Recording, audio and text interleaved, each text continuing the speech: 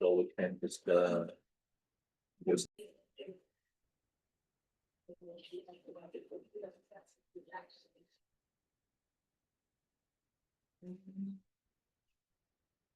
Great. Well, a very warm welcome to everyone here at Kellogg College. My name's Juliet Carpenter. I'm Director of Research at the Global Centre on Healthcare and Urbanisation here at Kellogg College. And we're a research centre that has interests in sustainable urban development and health and wellbeing. So the intersection between urbanisation, sustainable urbanisation, and how we can live better in better health and better well-being in the city. So as you can see, today's seminar really is very targeted at our interests in at the GCHU. So the GCHU is unusual as a research centre that it's not based in a department, and that's for a reason, because it is very interdisciplinary.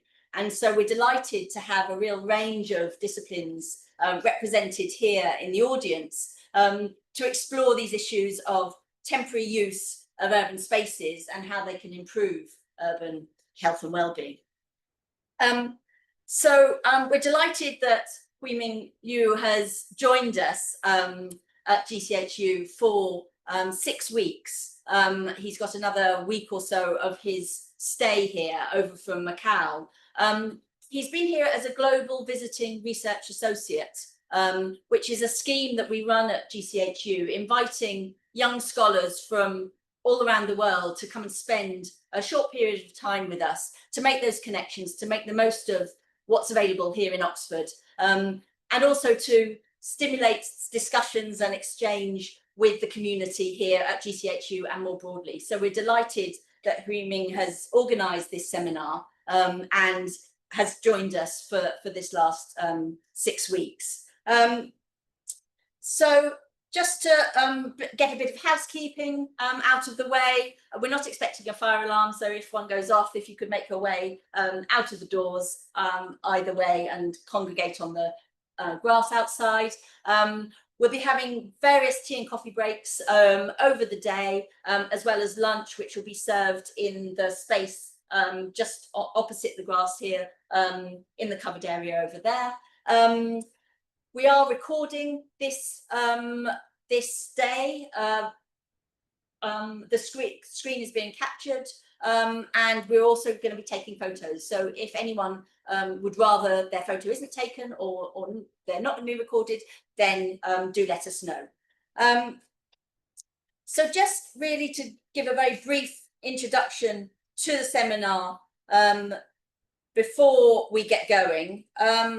Just want to sort of outline the context really of the seminar as Huiming has framed it.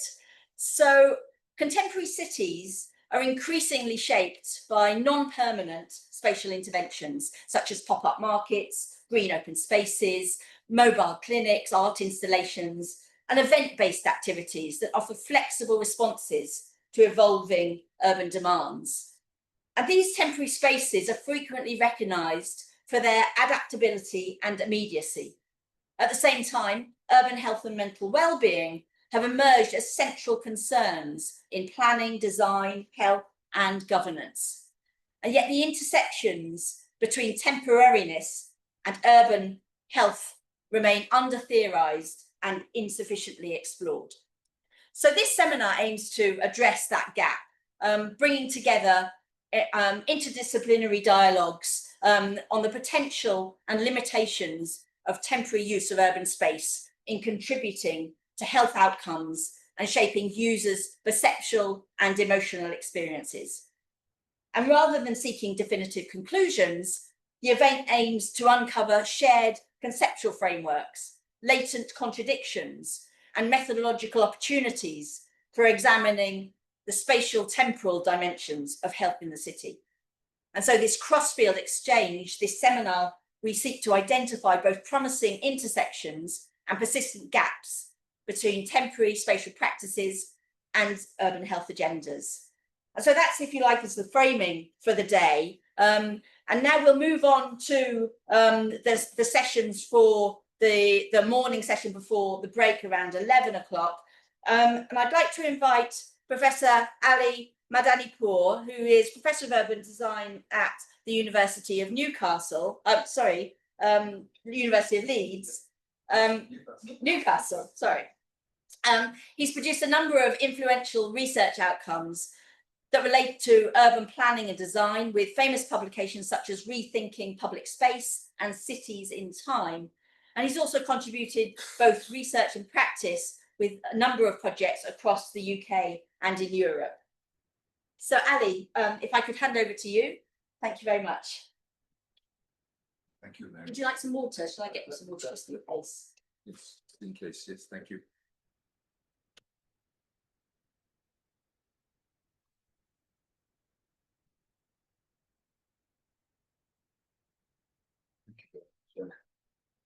Thank you very much. Good morning. Thank you very much for the kind invitation. Thank you very much for me and to the organizers. And good to see both our friends here and to talk about this subject of temporariness and how it might contribute to well-being and health. Now, the outline is this, that I say a bit about health and well-being. I'm not a health researcher. I have no expertise in that. I just say what appears to me to be the case. I say a little bit about regularity and well-being because it's the opposite of temporariness, and a bit about the context of temporariness, how it works as a catalyst, and the inherent contradictions within it. And if I have time, I'll show some examples. Do I have 15 or 20 minutes? 20 minutes. Okay, thank you. Now, between health and well-being, I see health as a component of well-being, well-being being a much wider concept, because it includes prosperity, love, friendship, etc. But health is an essential part. And health, a lot of the time we hear about mental health, physical health, but I see it as a holistic thing, that it's both. We cannot separate. There's long-standing issues about mind-body separation, which would apply here, and we don't need to get involved. And also, health is not, mostly health is envisaged as a personal thing, as an individual thing. But then we come to the city, then we come to society, it's also a social thing. So health for one person is good to be supported, but health of society, health of the city is also very important. Health and well-being for all. So the questions of social inequality matters. Now, the relationship between regularity and well-being, because if you look at the ancient wisdom that has been continued ever since, and it goes to Aristotle, well-being or happiness sometimes is called, and all sorts of different ways of being called. He sees it as an activity. It's not a state to be happy or well-be. It is a process. It's an activity, and that activity means live the life of moderation and have good habits. So there is a very direct link between moderation, orderliness, and well-being. If you live according to the law and the rest of it that he talks about, then you are happy. Happiness is that. But when we come to the modern society, we have a combination of that desire for regularity, but also a desire for irregularity, which makes it a contradictory situation. And by that, I mean, we all expect our health, well-being to be based on things to run in order.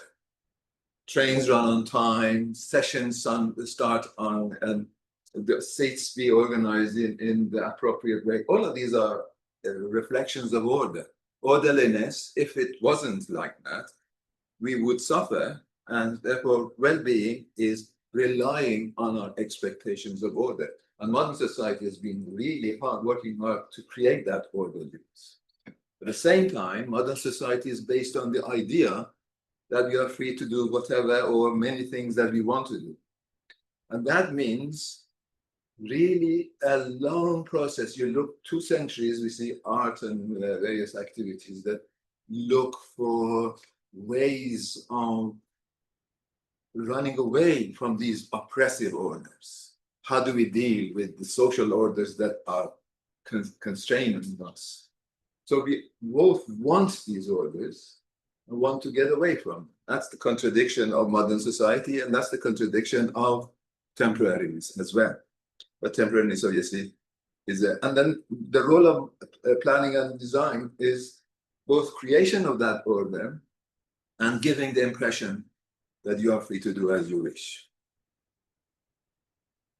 Now, the context of temporariness is usually in the current situation, is associated with these structural changes. One major source of it is the restructuring of the global economic order since the 1980s and the rise of neoliberalism that breaks the existing situations and creates systems of flexibility. For example, what we have in the 1980s here in this country, we have temporary parks as the catalyst for the regeneration of the city. So it is, and we have short-term contracts for housing. These are all beginning to create flexibilities in the society for the rise of the new model. And of course, then also these additional crises, which are major crises of economic crisis of 2007 and the global health crisis of 2020, that create additional pressures for temporariness, particularly the 2007 health crisis, economic crisis creates a pattern of events as you see these. We see a lot of street food. Some of these are ancient street markets and street performances, but we see a return of them and an appreciation of them.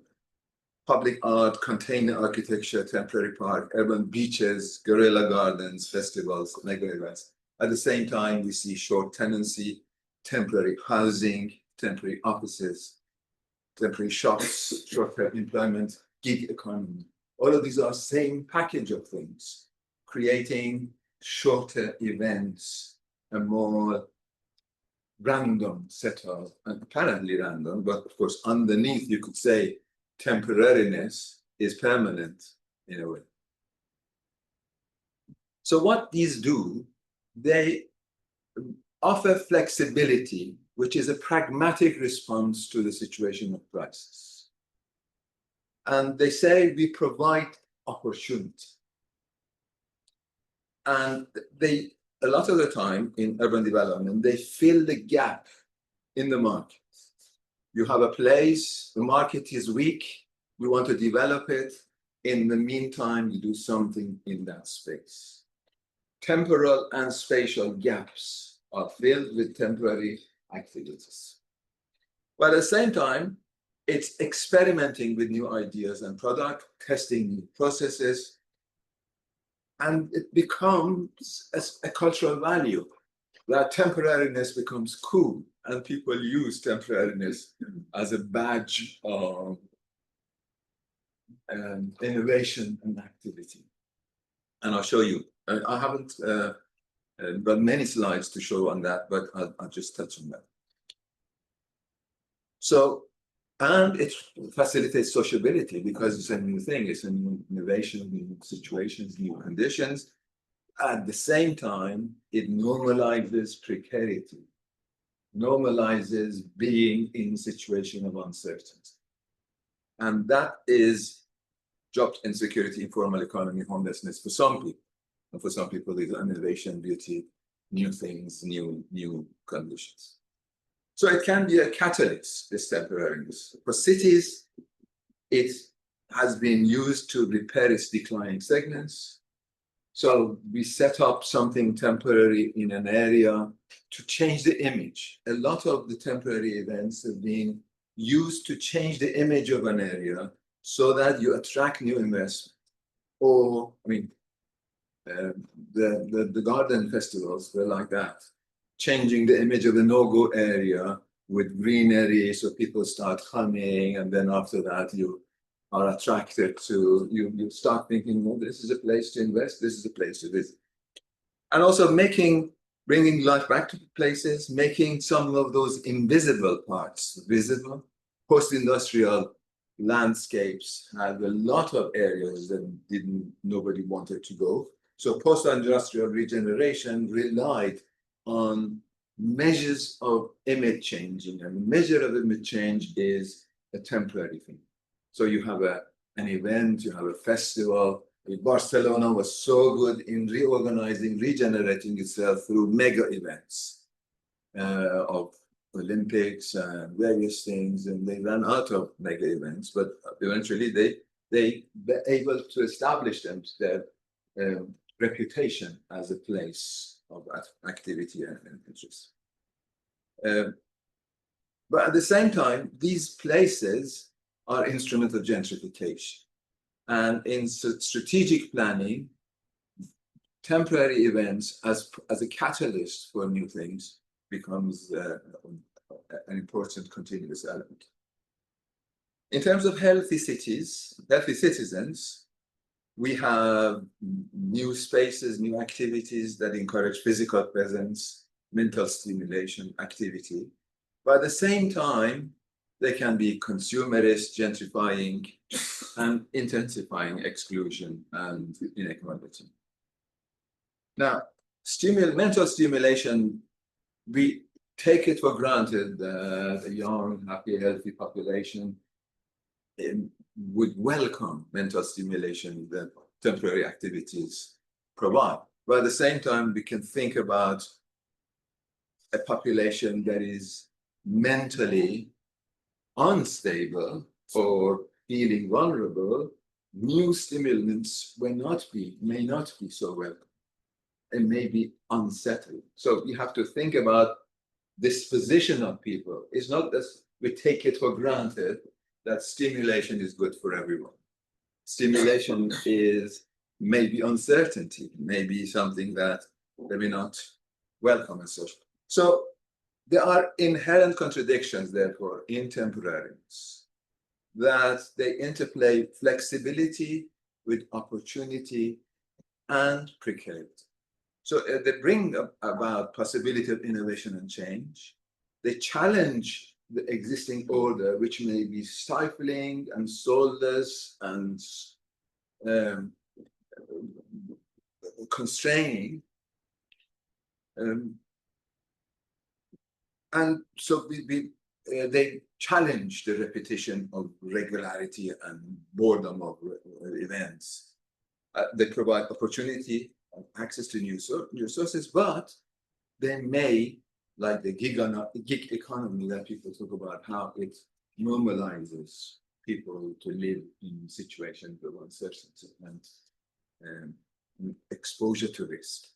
So depending on the type of action. So we don't have one thing called temporariness, temporary urbanism, tactical urbanism, whatever people call it.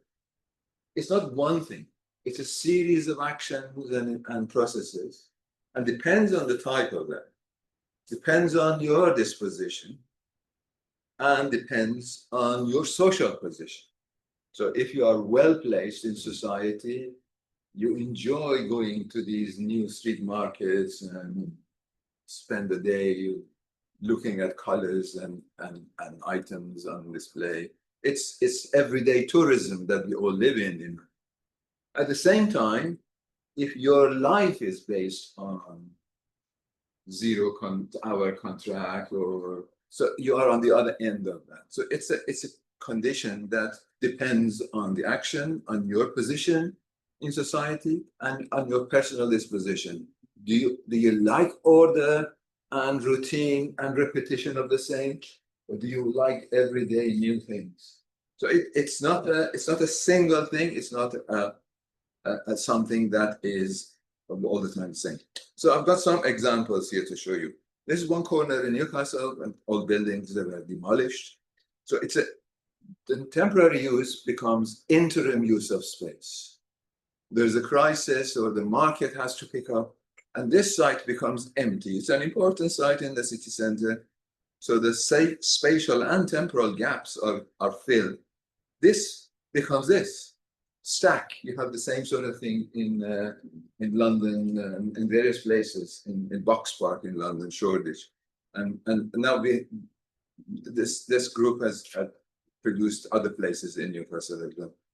So this corner becomes this, full of drinkers, very a place of stimulation is a temporary thing, and everybody enjoys grabbing the opportunity while it lasts. It's very successful. But then it becomes this. Now it's a building of tax office. It's going to be Department of Work and Social Security. Our tax offices are going to be based there. So that's the life of this project. If you look at the temporary, only at the time that it happens, you see one thing. If you look at the life cycle of the temporary, you see a completely different story. So you need to look at before and after, rather than just the moment, because just the moment may be exciting and interesting, but maybe not the same. People are very unhappy about this design. Another one is, in this case in London, that when there's an area called Ruskin Square and in Croydon, and this guy, the Observer's architecture writer, is very excited about it because they said they've created a cricket ground for refugees here. And it's not like the lobby landscapes and pointless streets. So this is something, it's a temporary project, was a temporary project. Very exciting for the person who was reviewing it. And when you look at the website, I haven't checked later on to see whether this has happened already or not. This is what the vision is for this site. So it's not a cricket ground for anyone. It's a normal corporate project of mixed-use development by a big developer. So you look at, you don't stay in this report and be excited. You have to see what happens or is going to happen later. So that's how it becomes a cultural value, temporariness, designing to disappear, especially because of the digital economy that creates that sense of ephemerality, that nothing is as such stable. And then big corporations ride on this wave of cultural value. But at the same time, social possibilities are there, that community hubs may be used. And this is the case in Brussels, that this local community got together, they set up a temporary park, and as a result of that, they were able to make it a permanent park. So it was a social experiment that was successful. Basically, it was a challenge to the local authority. The local authority said, the local community wanted the park here. They were worried about their children being open to road traffic. They wanted a park here. They wanted pedestrianized here. And the city council would say, no, it damages the whole thing. So they, I know that the architect is my friend. So they got this architect and they worked together, challenging. It's a kind of a guerrilla park, if you like. It's challenging the local authority, setting up this, as you see, together. And the local council was wise enough not to take this out. And a while passed and nothing, the world didn't come to an end, and the traffic found alternative ways, and the park remained. So what we see is mental and physical health and well-being are very clearly related. We see the whole thing about diversity, colorfulness. I've got this Ukrainian student who is working on a project to say, we have these drab gray buildings and cities, war-torn and damaged, and we want to bring life and interest back to it. So she is looking at playfulness as a way back into some sort of conviviality and stimulation. And you see a lot of color and diversity is not injected into cities to make them more interesting. And it goes with pedestrianization, it goes with cutting back on the car use, all of them go together.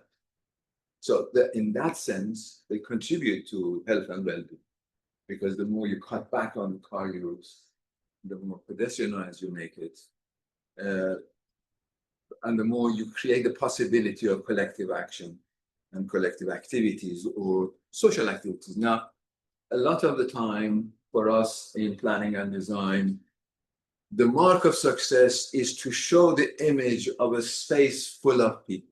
You've seen all these renderings of projects, shows. Now, you have to ask questions. First, is that really so? Is this empty space not a successful space? So it's not necessarily busyness that is a mark of success. And what we see, if we see lots of people, it doesn't mean that they are very socially active. Go to a shopping mall full of people, and it's at once is a social space, but it's not a space of social interaction as the literature writes about.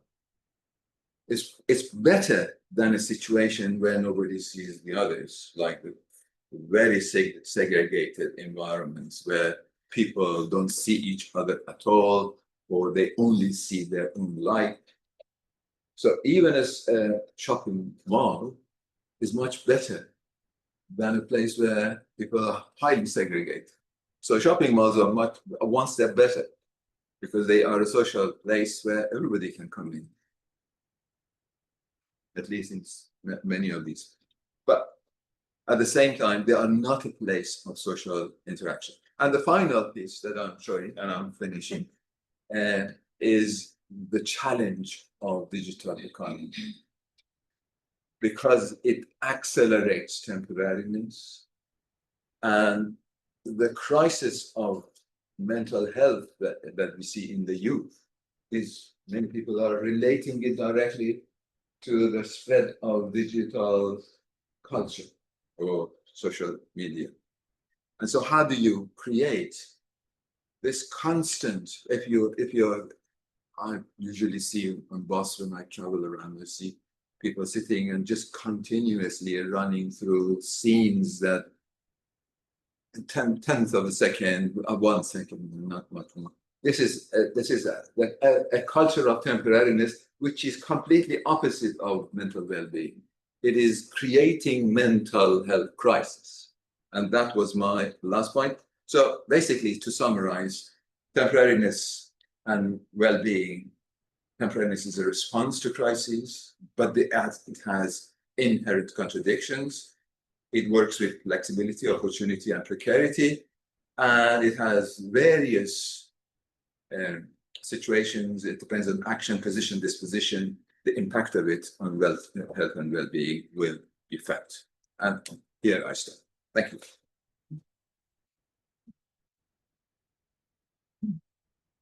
Many thanks, Ali. That's great. Do take the water, yes. Yeah. Thanks very much. That's a great framing, I think, for the day, and sort of very stimulating opening presentation. We will leave questions to the end, so we have more of a discussion around all the morning presentations. So we'll move straight on to the next presenter, who is Professor Georgia Tina Watson, who's Professor of Urban Design at Oxford Brookes University.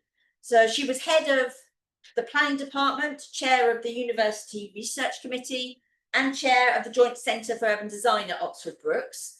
She's led a number of national and international projects, and authored a range of influential research publications, such as Identity by Design and Designing Sustainable Cities, which all relate to urban health and temporary urbanism.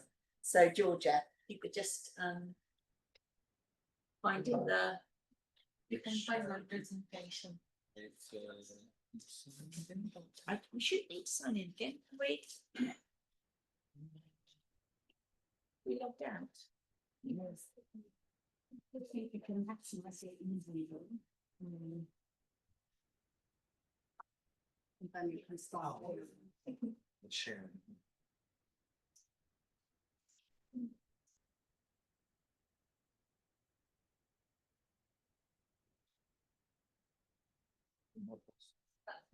It's a record. I think that's paused it now. Yeah. Now it's posted. Now it's shared. So, Yeah, that's working. it's working.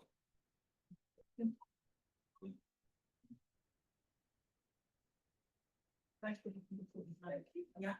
So I just leave it from her, no? Yes. Yeah. Or as well. No, Whichever you prefer. I'll use this one, yeah. So thank you very much for inviting me to talk about temporary urbanism and the implication for health. And I think the talk that Ali gave is a very good framework for what I will be talking about. What I'm going to focus on today is a case study that I have been evaluating over the last 15 years. So it's a long longitudinal study. And it started initially as a research into built environment performance and how people feel about a particular area of London. And since 2015, I became heavily involved in the national audit of healthy towns on behalf of the National Health England, and therefore it coincided with my approach on built environment. So basically, the question was asked at the beginning in terms of whether the temporary urban activities can contribute to the improvement of health. So I will introduce the project that I have been working on and the context within which it happens. And then explain the methodology for evaluation, and at the end produce some key findings in terms of any methodological kind of lessons that we can learn from various approaches. So Ali talked about what is happening to our city, etc., and particularly challenging for us, the large cities, including London. And the case study that I'm going to explain is north of the city of London, just adjoining the Barbican development, which is here. And it's a very dense area, and what we are seeing is that due to global investments, cities are getting denser, and we are losing quite a lot of open spaces. And this is particularly evident in some of the social housing estates. So the case study is Islington, and particular part of Islington, South Islington, EC1. And the idea that we usually have about Islington, beautiful Georgian houses, beautiful squares, etc.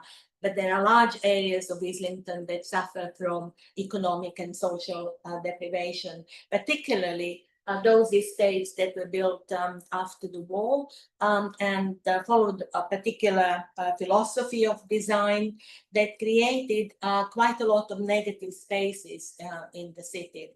So in 2004, Islington Borough Council made a bid to the government on New Deals for Community project, which was to involve local residents to participate in the improvement of the area. And that was based on the green network that is holding together, called Green Chain. And the area in blue is highlighted of the initial development in that part of the London Borough. So the whole area under discussion and investigation has about 10,000 people, of which 94% live on these social housing schemes, not all in social rent, some is also privately owned. But at the time of the start of the project, there were hardly any green open spaces in this part of Islington. and the area was suffering from poverty, employment deprivation, poor health performance, poor performance in schools, etc. So it was a good project to kind of see whether some of the benefits of the intervention may also produce better outcomes. And these are the images from the original sites that we investigated. And it was all heavily tarmacked. You could hardly see, there is a bit of a green open space there. Streets were heavily overloaded by cars, etc. Therefore, a lot of pollution, noise, etc. And children were largely playing inside on their machines and internet rather than being outside. The image on the right below was a play area. I mean, nobody would ever allow their children to kind of go into such playgrounds. So it was very derelict in terms of public open space. Although the housing was all right. So the health problems recorded at the time, I'll just highlight some of the key ones, were both in terms of mental well-being, but also general health and well-being. So quite a lot of levels of stress, panic attacks, anxiety, etc., amongst all different age groups. Other health issues were largely focused on obesity and therefore negative outcomes of that in terms of health, cardiovascular diseases, but also reduced active mobility amongst the residents because of the fear of crime, traffic, etc. So the project was coordinated by my research partner, Liz Kessler. She became the main public open space coordinator, working with local community groups and different interdepartmental planning departments, including housing, traffic management, etc. But above all, it was a scheme to work with local residents, children, and others. The funding originally came through the New Deals for Communities, and about £6 million went from that fund into the improvement. The whole scheme cost about £16 million, which was raised through Section 106 agreement. Being in the proximity of the City of London benefited actually, but also we shall see later on various other investment programs. So the whole area is called Green Chain, and the idea was to green public open spaces, these tarmac areas that we saw at the beginning, to improve housing, to green streets, to plant trees, and to also reduce traffic. So it wasn't just one solution, it was many different ideas coming together. And at the end of the day, they improved 19 streets, 8 parks, 7 housing estates, and the work is ongoing.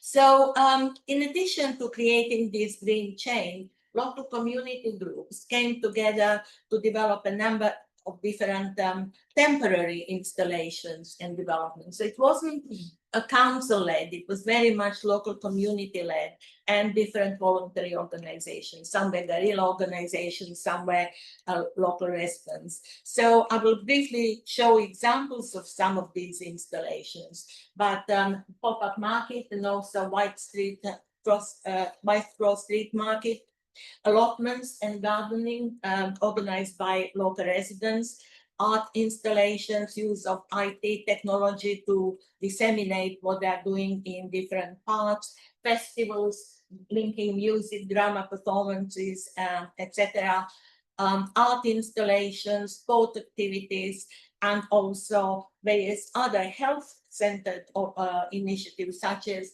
dementia-friendly interventions and workshops. So it covered all different age groups in terms of these different ideas. And the images in front of us are now the same spaces I showed earlier, but improved. Part of it as part of this organized project and part of it as temporary installation. And quite a lot of initiatives are taken place as a result of children and young adults working on different areas. So one of the most successful initiatives was to reinstate the street market, which ran in the past but was closed over a period of years due to lack of maintenance, interest, etc. So the market was supported by the local traders, and now all the shops surrounding the market are occupied and sublet, but also in terms of promoting healthy eating. And so grocers were introduced into the area, and the market is still running Monday to Fridays, being very much part of this, both initial kind of impromptu intervention as well as formal development. Particularly successful have been these little urban allotments, and they're not very big, they're very small, but they are surrounding all of the housing estates that I showed earlier. And one of the key initiatives here was using here also ideas that Ali published in some of his papers, which was to turn these ill-defined open spaces around these tower blocks into communal spaces. So the idea was that spaces around these buildings should be controlled and used by the local residents. And many of them have created these urban allotments. They initially got a dedicated gardener, and they now have a number of different voluntary groups helping local residents to improve the gardening. In addition to that, there are various other activities, both permanent and temporary, particularly launched by the local community organization, St. Luke's Community Center and the church, who have turned part of the parking area into an edible garden. And food is used for subsidizing meals, lunch, particularly for elderly people in the community, organizing celebrations, concerts, and various other activities. So the residents who were involved in the project started to be involved in the organization of art festivals that are also supported by both local community groups as well as the traders. And sports activities, quite often you could walk through the area initially and it says no ball games, etc. So different community groups took over some of the green spaces that have been created to promote different sport activities, particularly girls who were not catered for at the beginning of the project. Also dementia-friendly walks that are organized by age concern, but also by voluntary organizations. So how do we know whether such initiatives actually produce any health benefits? So my and Liz Kessel's evaluation has been sort of systematic over the last 15 years.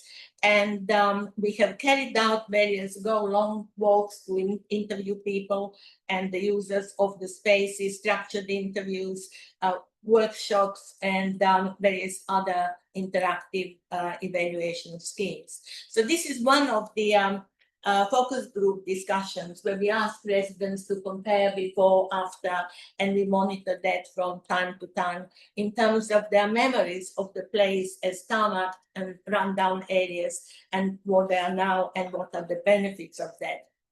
And so we have produced a number of these evaluation tables in terms of what residents are telling us. I will just briefly mention the key ones, which is about a sense of social cohesion and neighborliness, integration of different community groups into a kind of social structure, feelings of safety as a result of traffic calming, but also drug reduction in the area, and also positive aesthetic delight and experience of positive spaces. So residents reported that this scheme has helped very much in terms of promoting being active.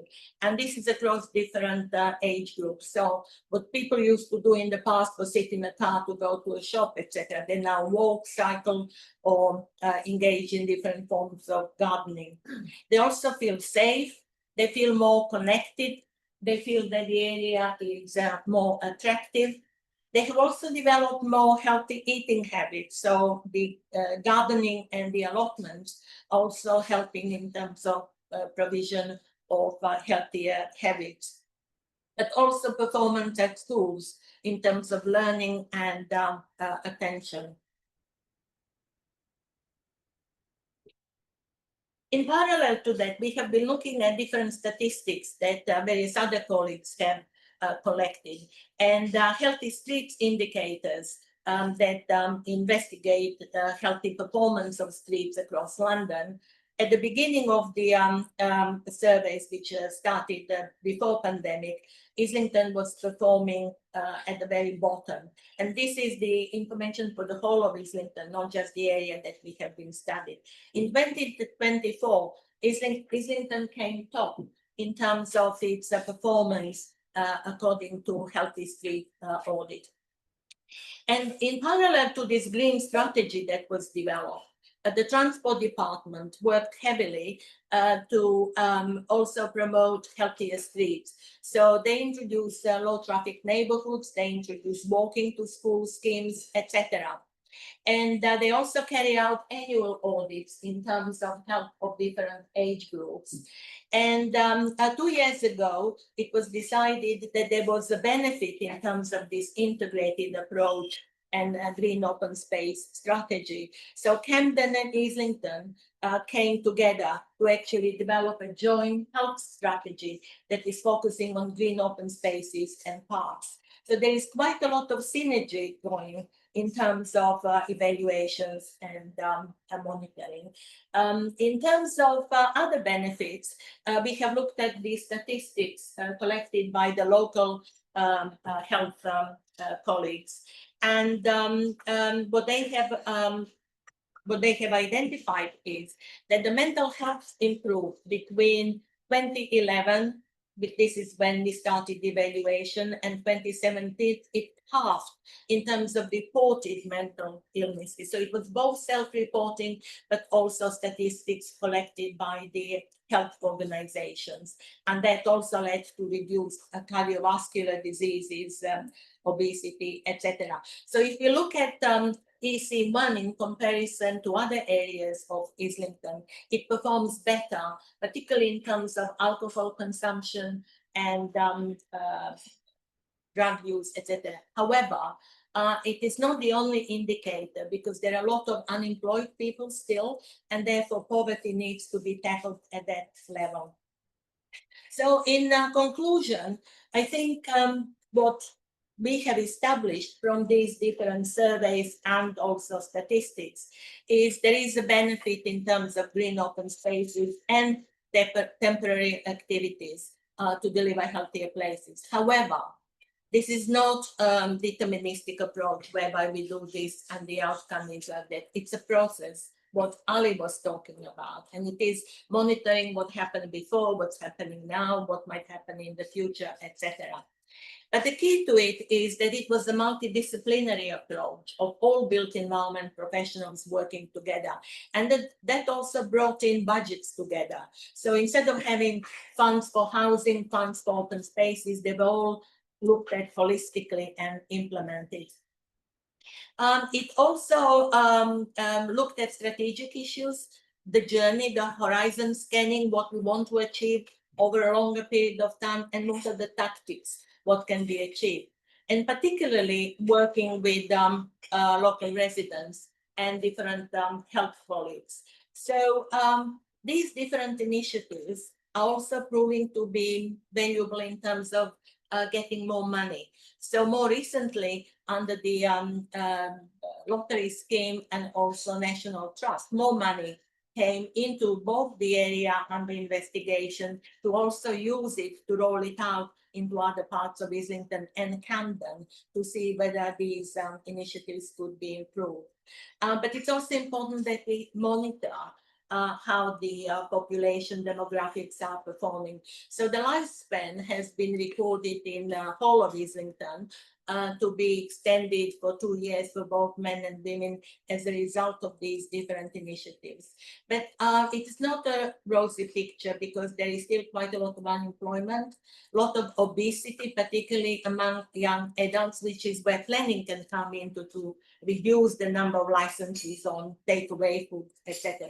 So I think this joined up thinking between different professions is important, and also monitor and talk to our various colleagues and also people who live in these areas, particularly children who are going through a journey in terms of promoting better health and better living. Thank you.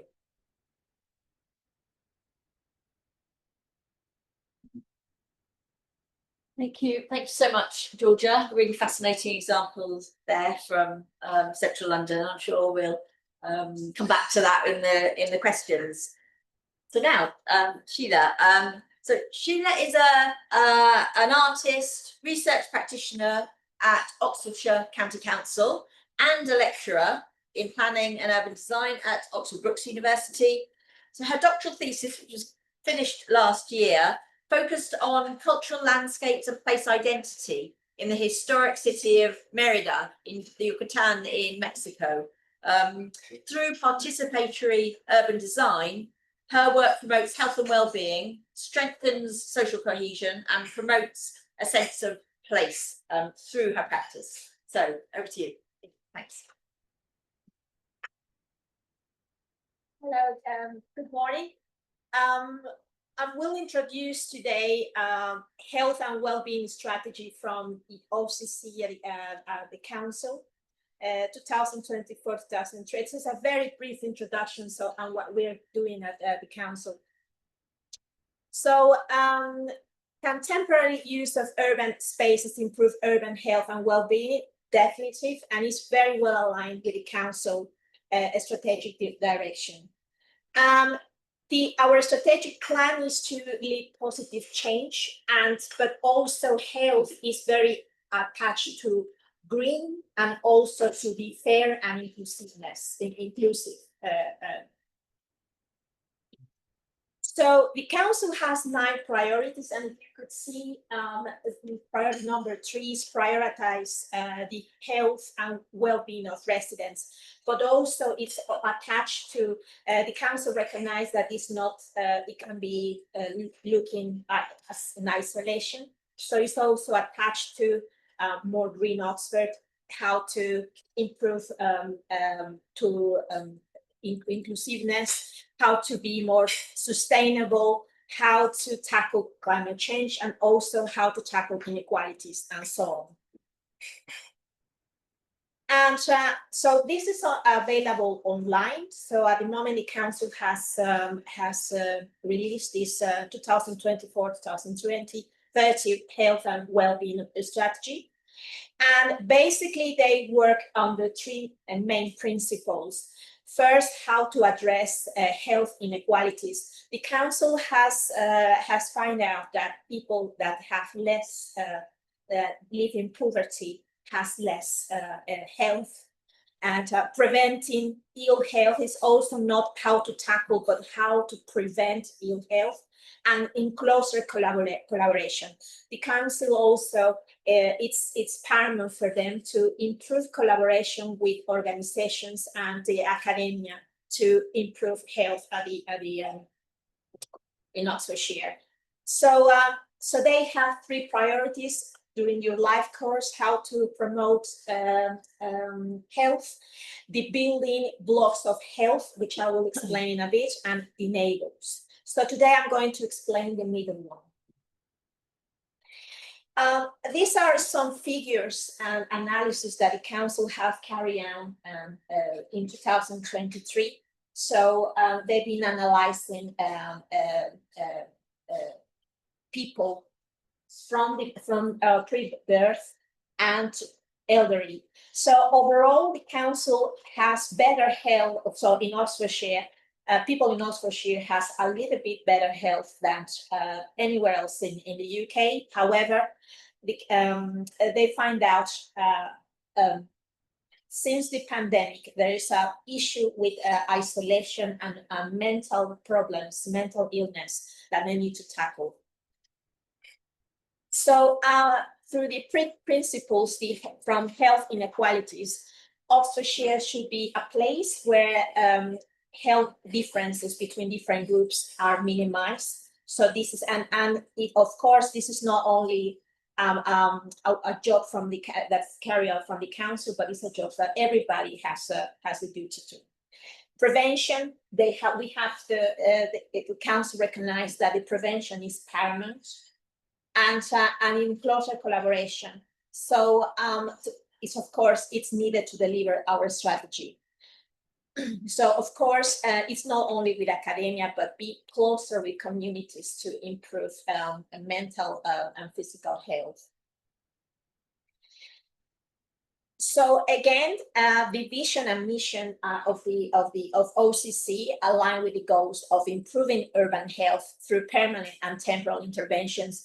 There are many initiatives. Some are through green space equity, healthy place shaping, public health infrastructure planning, and active travel, events that improve strong social relationships, creativity, age well, activation, and many, many more. From the start, the council recognized that emotional well-being and mental health is an issue that we need to tackle, and this has to start since we're children. And children and young people in Oxfordshire should experience good mental health and emotional well-being. So they also live well through physical activity and active travel. So of course, should be able to be and stay physically active. So there are many strategies that are being taking place at the council. And of course, also is very famous because it's very rich in walking and cycling. So in future, the council will still promote in these areas. And again, these are some quotes from participants. Personally, my own mental health is the most challenging thing I face. So again, in overall, its mental health is a key issue for the council. Age well, so we have to promote strong social relationships, and through building, maintaining, and reestablishing strong social relationships. So the council recognized that there are high levels at the moment from loneliness and social isolation. So, and this linked with what Professor Ali Malipur was mentioning in one of his papers about from the pandemic, everything changed. And of course, everybody was with their phones. And there are some examples of needs of people that can be addressed through temporal use of spaces. So I'm delighted that I was invited today because it's very well aligned with the council priorities. In terms of building blocks of health, of course, the council recognized that health is not in isolation, but we must create sustainable, well-designed and thriving communities. And the sense of belonging, identity, and community is paramount. So it's always very well linked to making Oxfordshire more inclusive. And of course, this can be promoted through the improvement of built environment, through community activation and new models of care. There are some initiatives that have been carried out while I was investigating this topic. One has been done with the university, in collaboration with the University of Oxford. So, for example, this Oxfordshire Green Space Deprived Neighbourhoods has been, it's a very interesting research because they find out where is more deprived and where can we promote more green spaces within the council. And that means that so the resources and the proposals can focus on in those areas. Another very interesting initiative is what is being carried out. At the moment, it's in place. The Local Policy Lab is a new alliance between University of Oxford, Oxford Brookes, and the council and the Oxfordshire County Council that aims to promote relationships and bridge the gap between research and local policy.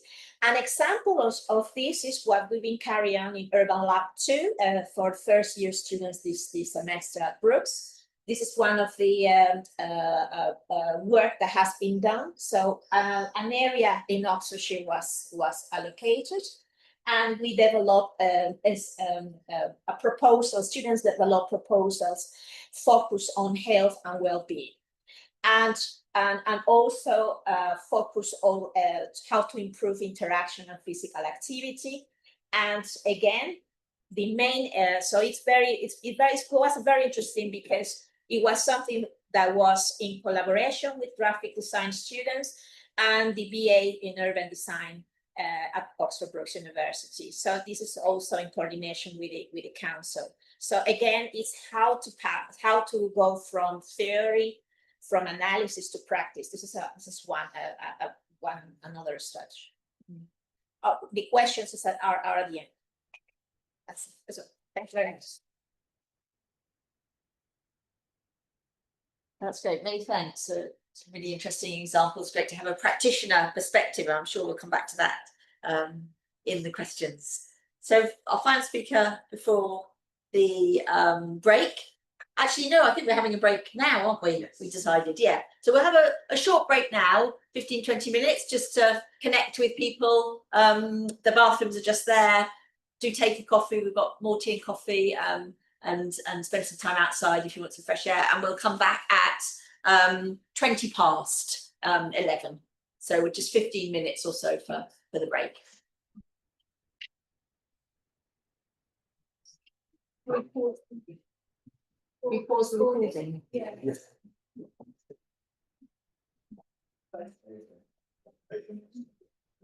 Yes.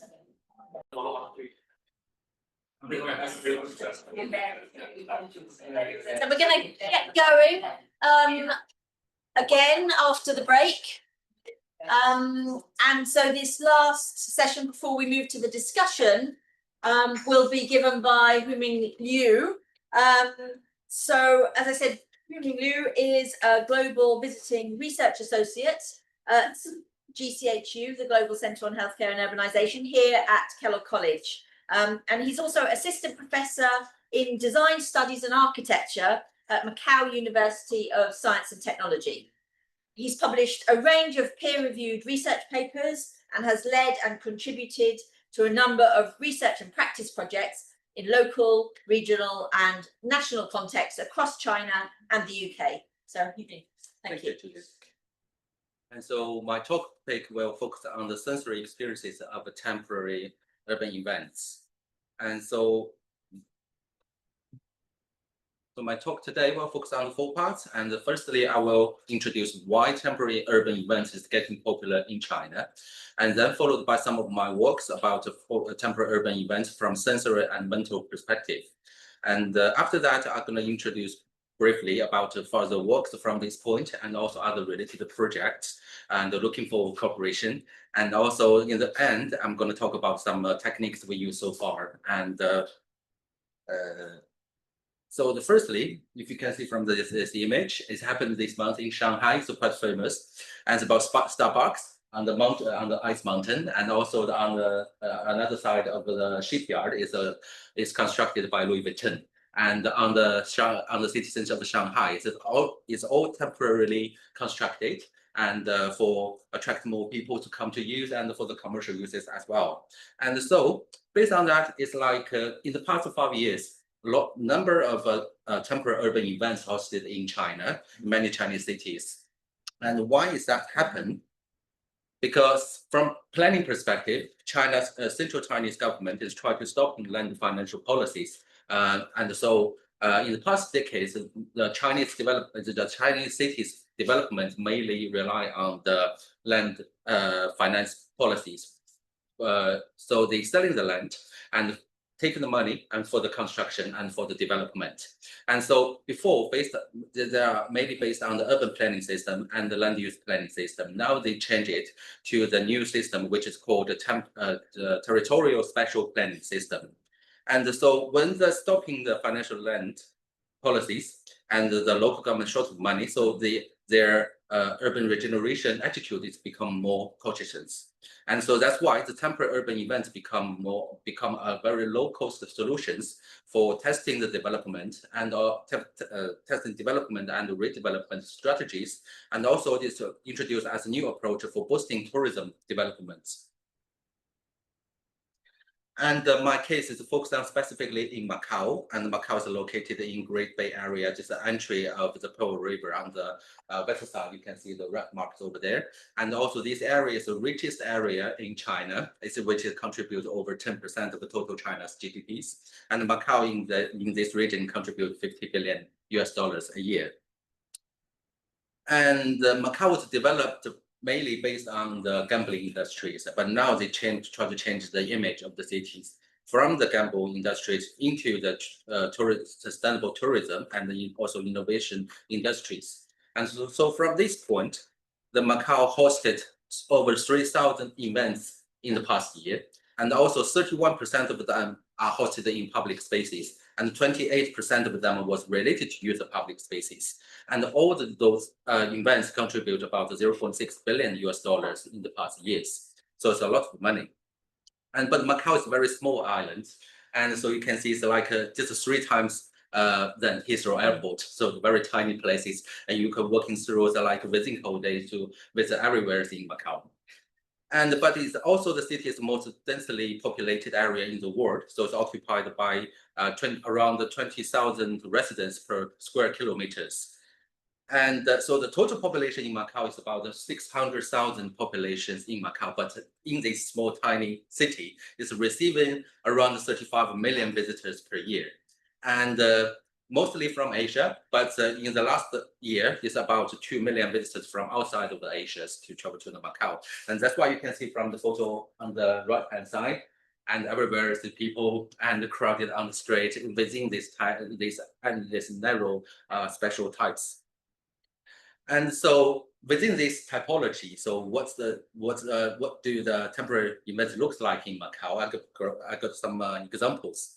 So the first one is Chinese New Year celebration in 2023 on the public spaces in Macau, and also the International Pride in last year, and also the religion events like Procession of Our Ladies of Fatima in 2024. And these all about the events for the hosted temporarily, and also about the uses as well. And because Macau hosting one of the 2 famous car races, urban car racing in the world. One is from Morocco, and because of a complex of geometry. And in Macau is about the complexity and of the narrow road for the car racing, and that's why because it was famous. And so the upper image you can see that's the normal street, and the down image you can see when they convert to the car racing road and become what looks like. And also the live shows, of course, and also the new technology incorporated with the temporary events, like they use the drones in the sky and to open the fireworks. And these are about the variety of temporary events. And so from these points, the permanent built environment is provided the fundamental space for everyday uses. And also temporary uses provide more flexible adaptability for the use of the spaces. And focused on the urban events particularly, is provide opportunities for social economic development. And for example, like improving the quality of urban lives, and expressing and changing the urban image, and also improving the tourist attractions as well. But also problem that is quite obvious, as you can see from the images, is overcrowding and leading to the mental health problems, and also changing to the working experiences, and also recently brings us to think, who has more rights to use these spaces between visitors and also the tourists, between the local residents.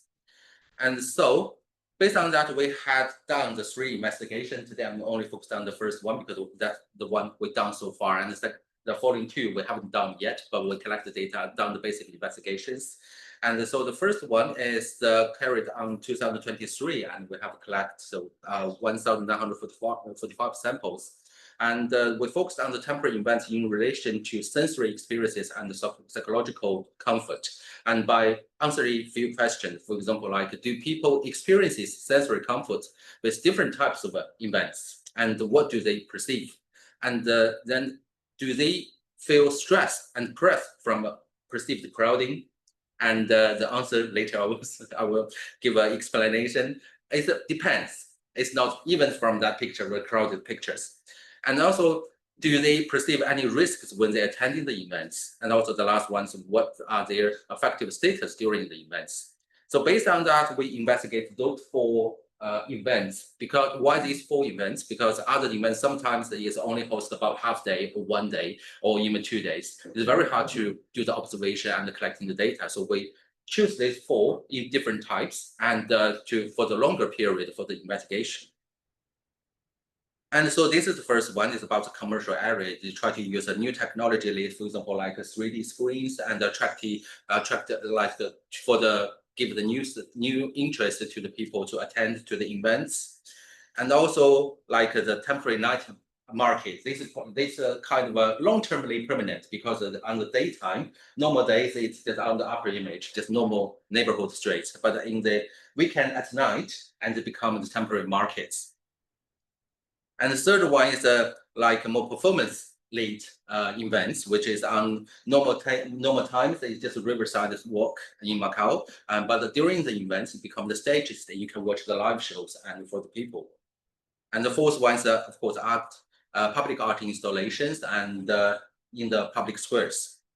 And based on that, we have finished one paper with Georgia and also with Georgia. And the first one we started with investigating how temporary urban events shape sensory perception, particularly between visual and olfactory sensories, and to affect emotional responses through the mediated effects from crowd perceptions. This is starting point.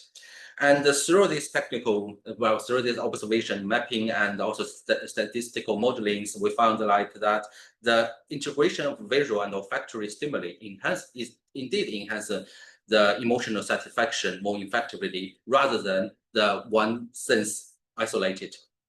And also together, they create more immersive and satisfying experiences. That's the truth. And the second one is to enhance the visual and olfactory comfort. And the events can make people that feel less crowding from this point and more welcoming in the spaces. And the third one, we compared the local residents and the tourists. So we found that from the local residents, the visual perception plays the only role in shaping crowded perception and contribute to the emotional satisfaction. But from the tourist side, they influenced by both both visual and also the olfactory sources. And then we carried on, and we particularly investigated the urban events at nighttime. And so this one we think about how visual experiences and also audio experiences to jointly affect their risk perceptions and through the lighting qualities and also the perceived crowding.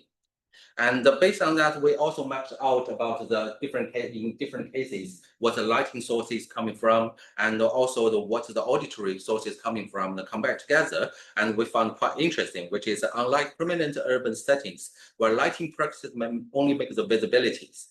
But in the temporary urban events at night, it also serves as a flexible tools for controlling people's feeling of crowding, and also there's special definitions as well. And also crowding perception and perceived risks is varied significantly depending on different types of events. For example, like in art installation, and which is constrained pathways and restricted movement, and intensifying crowding stress and amplifying risk perception. But however, in live performance events, and so the audio visual sensory engagement modifies these kind of impacts, which is diverting additional focus from crowded density towards the live shows and the feel, which makes them feel less of crowding during the experiences. And then after that, we move to another one, which is a combined, which was think about, visual affection normally is proved by the main senses for the human beings, special experiences.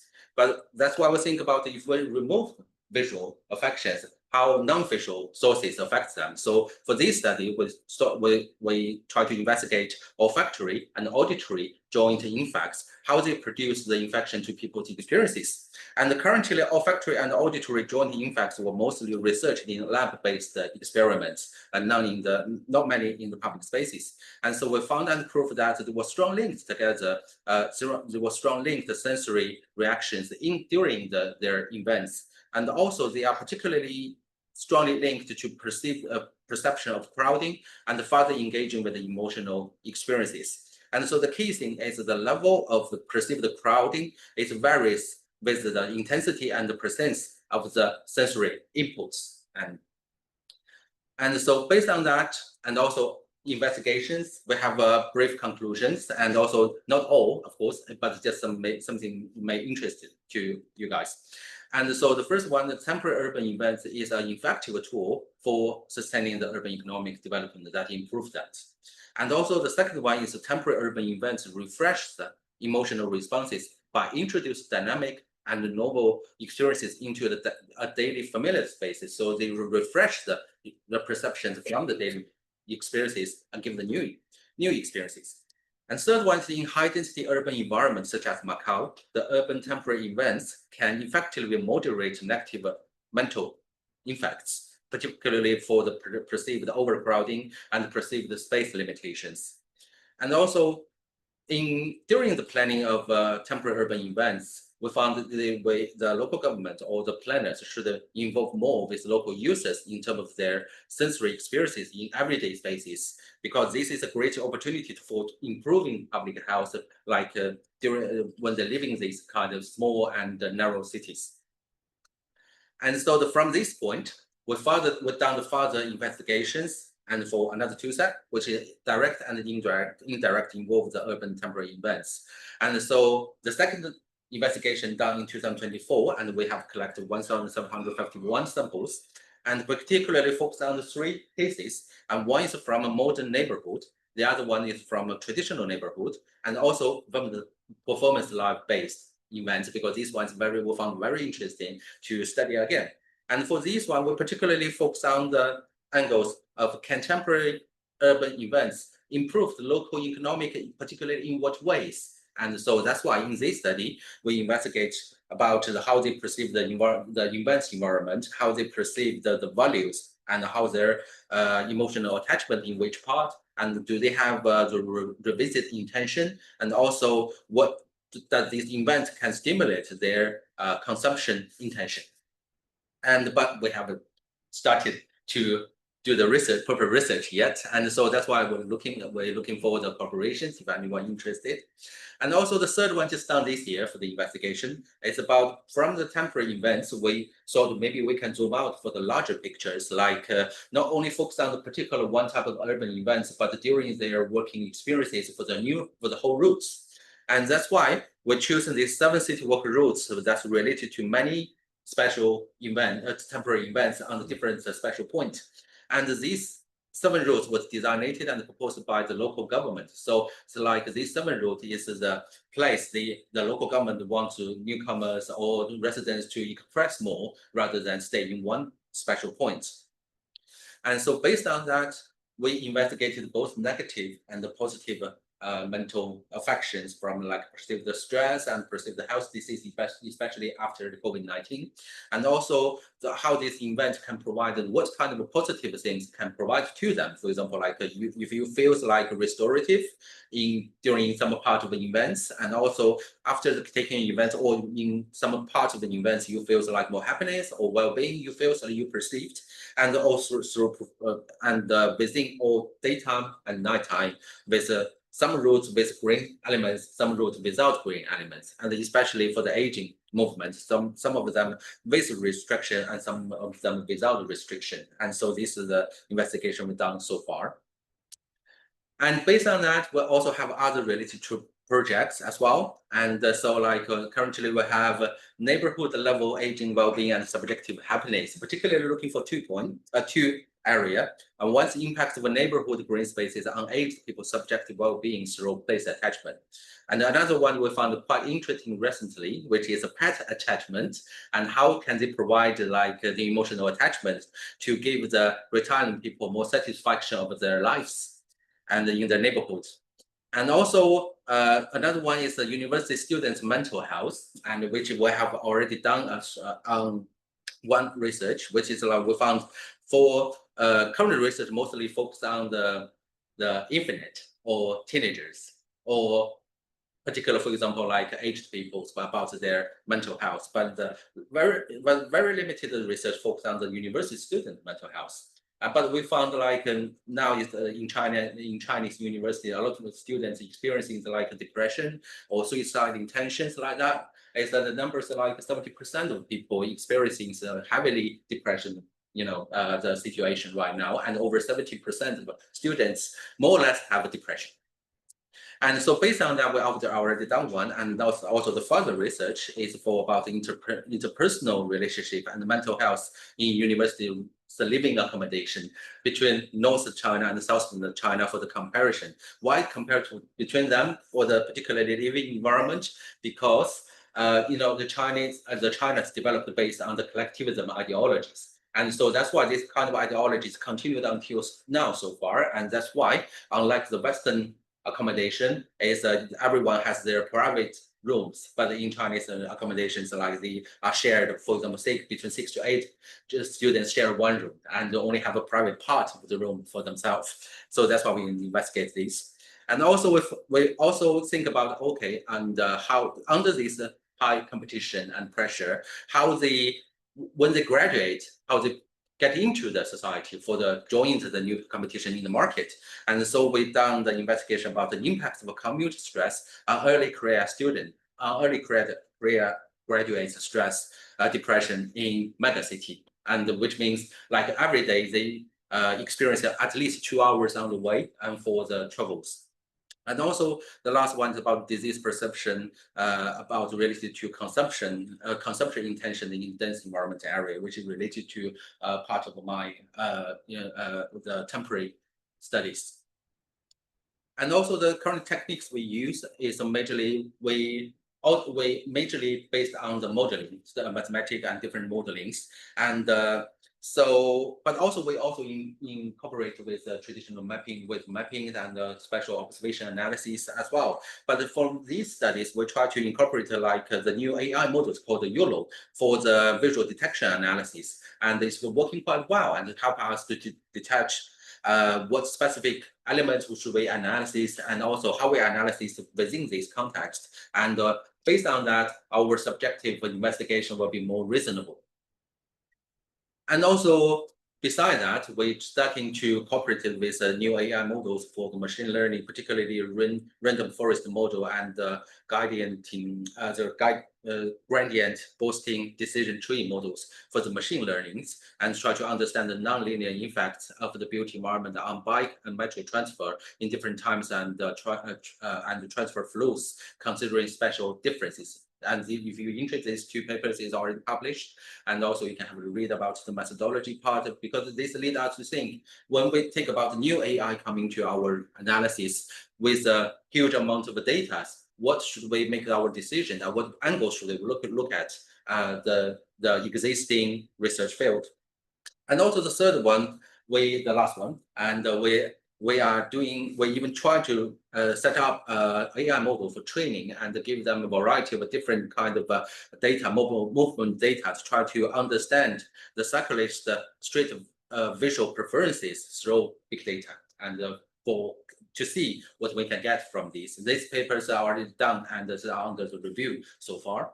And so far that's what about I'm going to share. And if you are interested, they are my contact. Thank you. That's great. Thanks so much. That's lots of stimulating ideas and pictures from a very different context. So I'm sure that'll generate a lot of interest in the discussion session. So I wonder if I can invite all the panelists to come and sit at the front, if that's possible, and then we can get more of a discussion going with the panelists and with the audience.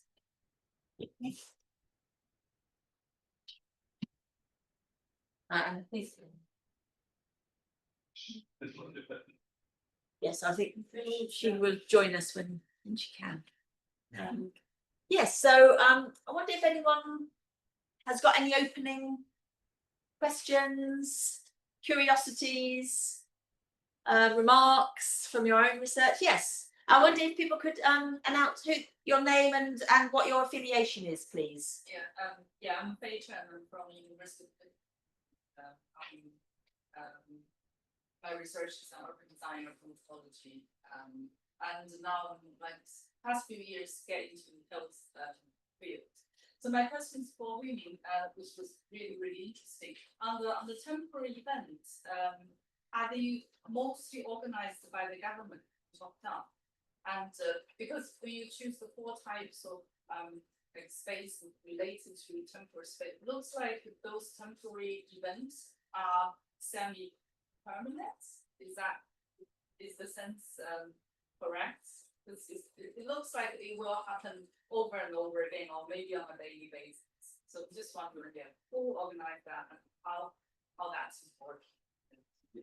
So part of the events are organized by the local government, and most of them are organized by the government companies and also the external investors who organize these events. And but very limited events are organized by the local community. For example, like the night events, night markets is organized by the local communities. And so these are they have different periods. For example, like some the fireworks show is hosted regularly per year. So every year around October, they hosted these events. And also the night market is hosted every weekend. And so far it's about 4 years already. And so for the different, so like that's why in Macau, the more or less like every day you have different events hosted in different places, and this continues to look like that. Any other remarks, questions? Yeah, Astrid, sorry. Yes. Hi, I'm Astrid. I'm a postdoc here at the Global Center on Healthcare and Urbanization.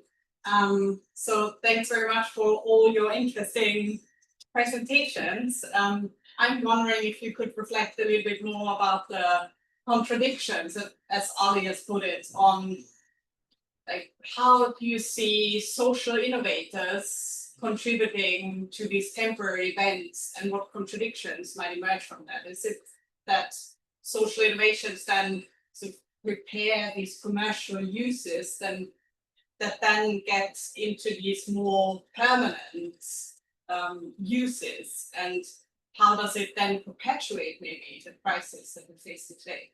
I don't know if any of you have any reflections on that.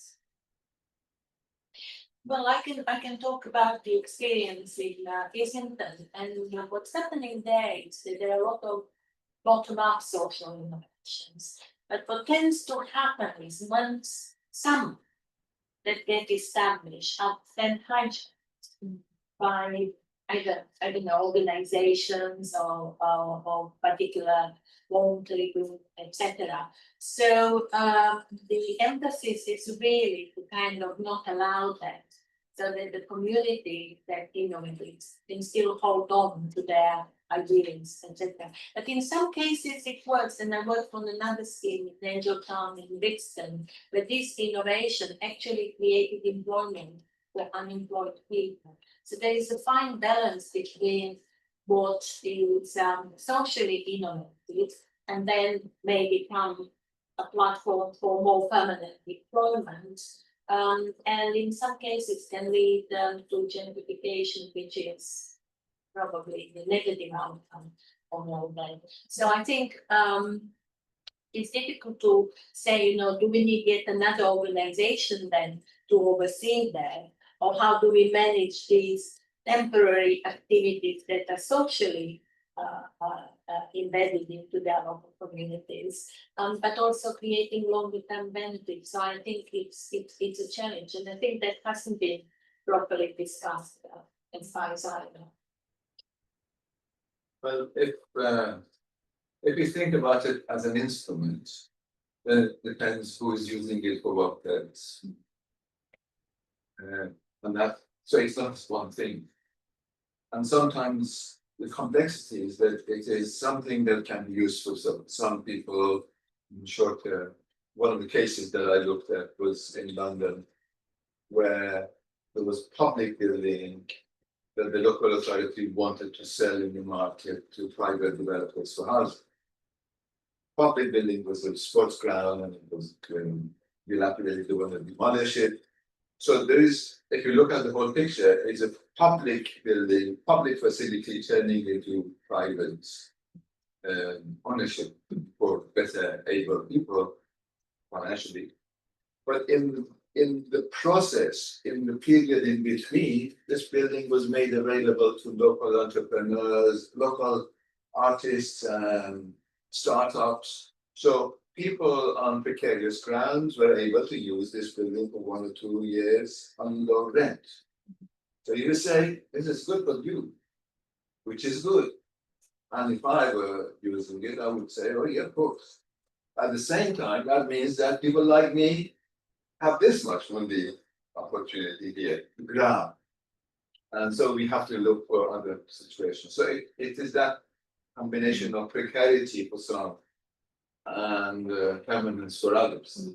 So it's and each case will have its own dynamics. It's less difficult to generalize to say there's one formula, but it's a process of experimentation, and that process can be at some point beneficial to a number of people. But if you look at the undertext, you can see what the story is. So in my case, the contradictions is quite obvious, mainly between the local residents and also the tourism.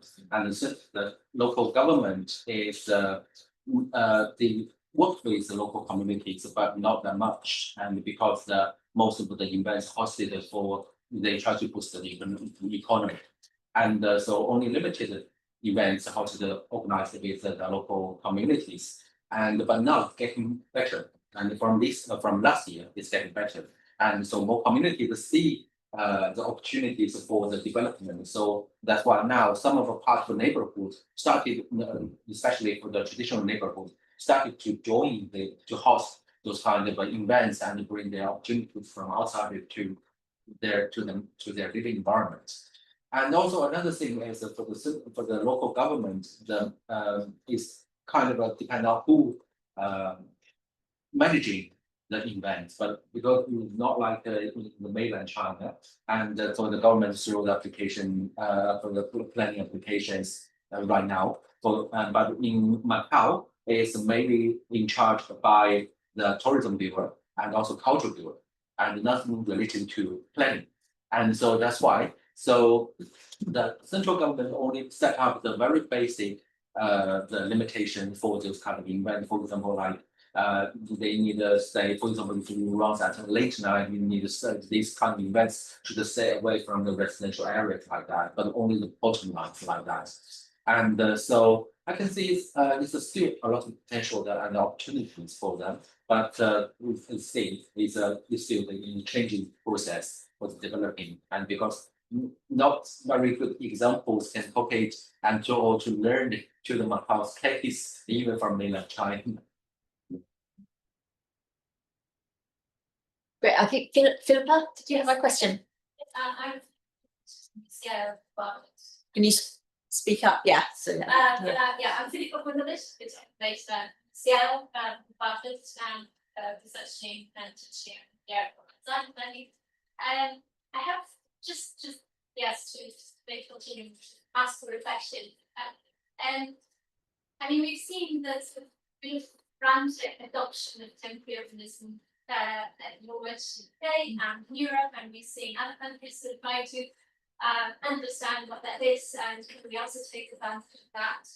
I think my thoughts are to what extent this kind of we are actually adding to complexity in the urban environment in sort of an unmanageable manner, more managed at least where we are now, and somewhat in two ways. On one hand, manipulating, as a way of manipulating the market and neoliberal planning agendas, as we've seen happening after a while of experimenting on it in the UK and Europe. And then on the other hand, and I'm being a bit devil's advocate, there's a lot of benefits to it, but with the scope of the micro, but then on the other hand, also decreasing the well-being of communities on a long term, because they are given and taken away very quickly. So you give a festival and yet another event and yet another quarter, which is alternative, and I live in Chen, where there was a lovely unused city hall. They called an old building. In Ormsfish, the community took it over for 3 years. Incredible initiatives, art, yoga, children's projects. The Harriet Council was absolutely overjoyed, and then came in and said, okay, now we have foreign investment, you take everything away. And the community is basically demoralized. There's so much energy has been into it. And on the long term, this community is now fairly strong, right? So I just want to have some reflections on that, because there's also going to be quite positives, and I think initiatives can be very beneficial. Then there's also a macro narrative that I think I need to do to it, and now we're living. Whenever something becomes trendy and fashionable, there's good reason to ask why. Yeah. And sometimes it's obviously it's reflection of a state of existence, which is more precarious than before. And it's a situation in which some people with conditions are weak, undermined. When you see the drop in public sector's ability or willingness to invest in certain things, so the only way to survive for them is to privatize their assets. Right. So but in that process, something I showed you the picture of IKEA temporary. So if it becomes a fashionable thing, and they can use it as to say, oh, it's cool, everybody's doing it. So the big brands, they all have fashion temporary outlets, pop-up outlets, because it becomes a cultural value. And when it becomes a cultural value, its legitimacy is not questioned. When everybody is doing it, let's see. Around that, for example, I mean, an example of community garden in response to initiated by mom 10 years ago, 15 years ago, that specifically a lot of community elderly group really to the lunch for half a year, years. And I was thinking, right, what happens to that well-being closely which was said that fits moment. If I may add to the discussion and the argument, I think this is a big problem, and I think in a way it's almost like cheap marketing for big projects that are on board, and therefore IKEA will be moving there, but there are all these activities, so they provide this kind of vivacious environment, etc., etc. And I think looking at both the work it is in, but also I mentioned Angel Town Brixton, is that there was a different model where it wasn't projects that were initiated by the local residents. Then residents became project managers. So it wasn't that somebody from outside came, etc. And the key for this was success in funding. So the communities were actually quite successful in bidding, whether it was a small public pass scheme or whatever. Now it's this green open space and green urban forest that the government is launching. There are very initiatives. So for longer term success, my view is they need to remain in the ownership and management of the local community groups, rather than being seen as a seed money that then some big organization comes in, or tourists involved, etc. And that's difficult to sustain, because you may have your community group, they're very active for 10 years, they may retire, they may move on to another area, so continuity is difficult. But looking at what Oxfordshire is doing, particularly in Cherwell, District Council, they are looking at this a sort of longer term investment, not monetary, but supporting different groups. So that if certain groups retire or whatever, the young people take on these different roles. This is why I was saying we need to think about young children, you know, when we are in teenage groups, when we are in mid middle age group, etc., and the aging group. We need to look at it holistically. And therefore what I have found with some of the work is that that also keeps residents longer in the area because of that strong social benefit, etc. But I also think the willingness of local authorities to actually engage in such scheme is absolutely critical. And what I found from the evaluation of 10 healthy new towns is that it has to be partnership. So in several schemes, looking at parking, Riverside and others, you also have private developers working in partnership with local residents. So it's a new model of working that allows temporary activities. So they're not totally fixed, but other communities can come in and innovate, etc. It's something that is not yet established. Yeah. And I think more needs to be kind of developed and understood in terms of that. And but looking particularly at Macau, you know, I would hate to be living in an area like that, which is bombarded by these images, despite the fact that there may be, you know, economic and other benefits. Also, I can add something, followed by Julia. And give you an example.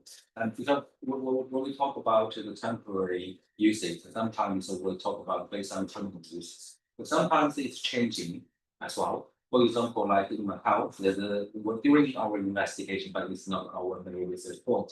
But we also found like that some of them not came out as temporary. Maybe it's changing from permanent to temporary, and sometimes it's changing back. And for example, like the market cases. And due to the since COVID-19, because of the economic crisis, a lot of the local market can't afford expenses, and because of the they become everything more expensive, so they can't rent about the permanent space within the market buildings, and so that's why some of the vendors started changing to move out from the local market to the temporary market, so they can afford it to pay cheap rent about the space, and they can earn more money during that. So that's why since 2023, there are 2 local markets closing down, and the buildings tend to another uses. But those kind of group of people, they are changing from permanent to be temporary uses, and to change another form of the percentage. Yes. Yeah, just want to contribute to that discussion, not really an answer to anything. We observed in China that now there's also the digital media and digital technology also add to the mix. They actually try maintain those social connections that already established through those temporary events. So like communities, they still communicate, even the space is lost, but they still communicate with each other on the social media or Facebook, for example. And we another opportunity emerged, and then they just go to that place. So that social relations got lost in that sense. And we saw that in younger groups a lot at university. Yeah, that's recent years. And the younger group like this way to work, and rather than the traditional way. Because the economic aspect of this whole thing partly is attention. And the economic conditions now, attention is a serious issue. The economy, attention, people talk about it. So how do you grab the attention of a market? I had many years ago a student, a PhD student from Taiwan, and he was working on the basis of how to improve the conditions of a local market. They established events. So events are attracting the attention of others so that people can come and shop you. And so attention then now is a digital issue. Yeah. So the problem, as you say, the attention can be very short Yes. and can just move on to something else. Yes, and also that, sorry to interrupt, and also that point is a kind of a have a negative effect as well. Because for example, like in workplaces, people enjoy to using that, and somebody come to think that like discover this place is very good to use, and then post on the social media, and then this place become very crowded, and more people can come like that, and so maybe it's for the bad experiences for the newcomers. I have a experience participating in artists since a few years ago in Red Cross every May.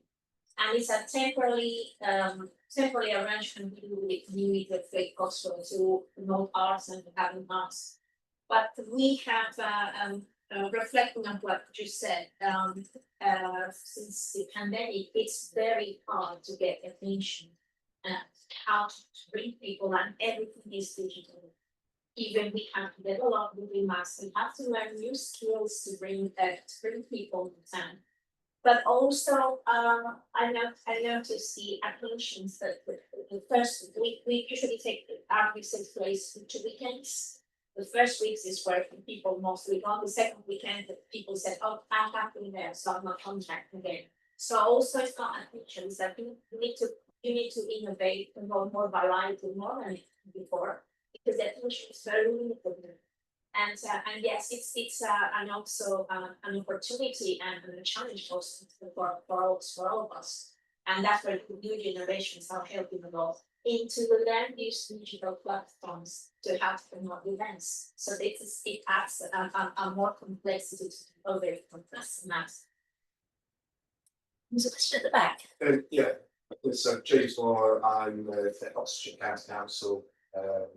So all my work focuses on the as a highways authority, the public realm, and we do a lot of schemes which experimental schemes, some traffic management schemes, but also to create temporary living spaces with other benefits, and we can look at how that can make it more permanent than we want to. Just a quick question about the example in Newcastle stack. So you can talk a bit about the opportunities of spaces like that provide, certainly for an independent trader, for example, in terms of lower rents, lower risk, sort of initial start. And I suppose from that particular example, I'm sure there's no in other cities. I suppose the longer that space exists there, those traders, presumably their well-being is somewhat dependent on or influenced by the regularity of the income which comes in, and so as that opportunity changes over time in that sense. So in the example of Newcastle, do you have any idea of what happens after that for those traders? That they relocated to a new temporary space, or did it help them in terms of establishing a more permanent space of their own? It was a single operator, but I mean, it's different sections. But the people who organized that now have a much larger place next to the football grounds of James's, and because there are plans for St James to expand, they are there now. It's another place, and also they have another space on the river. So it is because it's a trendy thing. And the drinks are more expensive than elsewhere. But one of my colleagues was complaining, why don't you go to this place? It's a double price of beer. So, but it's trendy. That's the thing. They are able to create this attractive image because it is different from. So yes, it's a model that works, and a model that is replicated in different places. In Vienna, I examined the PhD in a container architecture next door to the university. And the student, who was a very critical student, thought this is a good place to be examined. So it is something that finds a positive image, and people just put aside any negative. But economically it works. Economically, that's why you see different brands jump on. It gives it an image that there is a short opportunity, window of opportunity. If you don't grab it, it's gone.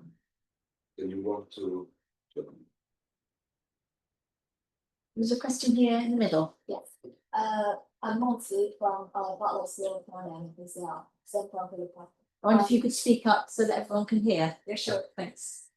Thank you for the presentation. I just have two questions open to everyone, but particularly one is that from Georgia's presentation of Islington project. So the thing is, you talk about the positive impacts from those local community initiatives on the well-being and health. And then you seem to mention a lot of different indicators and analytical frameworks. But it seems like in the ever-planning context, depending on who created those frameworks, and then the result is going to be very different. So what is the justification of those selections? And what is your opinion on the potential bias because of this selection? Yeah. And the second question is instead from Huiming's presentation. For the second investigation project, I think you specifically mentioned 3 different types of cases. One is the traditional neighborhood. One is modern, one is phenomenon-based neighborhood. My question is, like, what is your case selection logic? Is it any big difference in terms of the use of temporary space on the well-being from those 3 different types of neighborhood? That's the difference. Yeah, if I can start, absolutely. Then, what we have around is data is collected by different organizations from their particular perspective, etc. And therefore, I didn't want to show any hard statistics on that because you need to interrogate each survey in a particular way, etc. And there has been an attempt to develop a sort of type of survey that could be used by any local authority or organization, etc., as part of the Continued Town program. And only 5 case studies implemented it. So you can compare data, you can compare internally, but also externally. And I think this is where events like this is important, because I think we need to work more collaboratively across different boards to kind of come from a same position. So data collected for Islington is comparable to Tower Hamlets or Haringey or whatever. We know what we are looking at. So my data is, I focus primarily initially on the qualitative data. So it's what the people are saying, what the doctors are saying, what the schools are saying, etc., rather than large-scale surveys. And I think this is where various local authorities are now trying to develop a unified position. I know that Oxfordshire did a large survey on healthy audits based on various sub-areas, etc. And so that what we do in Oxfordshire, can be compared to other parts. So I think this is where science-based research, bringing different professionals together, needs to establish, what do we need to capture, what do we need to survey, so we can see the benchmarking and also see the journey. We can look at young students and say, oh, by the time they are 16, they have improved, but then it drops down because they are more mobile, they go into takeaway shops, etc. So what can we do here? And the same is at different stages. So I think I couldn't find across different cases that they had unified approach to capturing data and information. And I don't come from a medical profession, so I come from built environment, but have worked for 10 years with medical professions to actually support some of it. So I think, this is something that needs to be developed. So in my case, is that we set our second investigation mainly based on the consumer behavior and intention, based on the temporary events. And so using the data and investigation experiences from the first investigation, we found those 3 kind of events that include a more variety of way the participants can spending or do the potential spendings. And that's why, and also based on the first step, we move to the second step. Okay, we have different cases can be categorized. And those 3 the more typical we can categorize, for example, from the modern high-rise neighborhood, and also from more traditional neighborhoods, and also from a random like the public spaces or public squares, which randomly in the city can run that. So this based on the special types, we can also classify that. So that is like two ways. One from the experiences for the selections, and the other one from a topological basis to classify these three cases. Yes, question back there. Hi, my name is Nick. I'm a second year urban design student at Brooks. I really like the thing that Dr. Ali mentioned about how temporariness can be a catalyst for urban spaces, for cities and people as well. However, my concern is that well, temporary urbanism, because in some cases there might be some really attractive ones that attracts people from social media or from just different sort of media. But that overexposure of events or potentially overexposure of the events becoming a problem that might lead to issues like pollution or high rise in prices of the local area, or potentially the lack of housing for people who actually really need in that area. And if so, how would you mitigate the impact? And is there any way that we can improve our resilience towards these sort of issues? Well, I said catalyst, but not necessarily to which direction. It can go to various, it can have both of those outcomes, as you say. It can be attracting, bringing people, then overloading the system, or and also not only overloading, but undermining people who are already there and pushing them out. So it is a complex process. It's part of the urban development process anyway, within the current situation in which there are no particular supports for the weaker socioeconomic groups. Or there is, but there is little. Compared to, let's say, a period in the past in which that support was taken for granted. But now the idea is that the market operation is what the market does. And market obviously is a blind force. It can suddenly create overactivity in an area.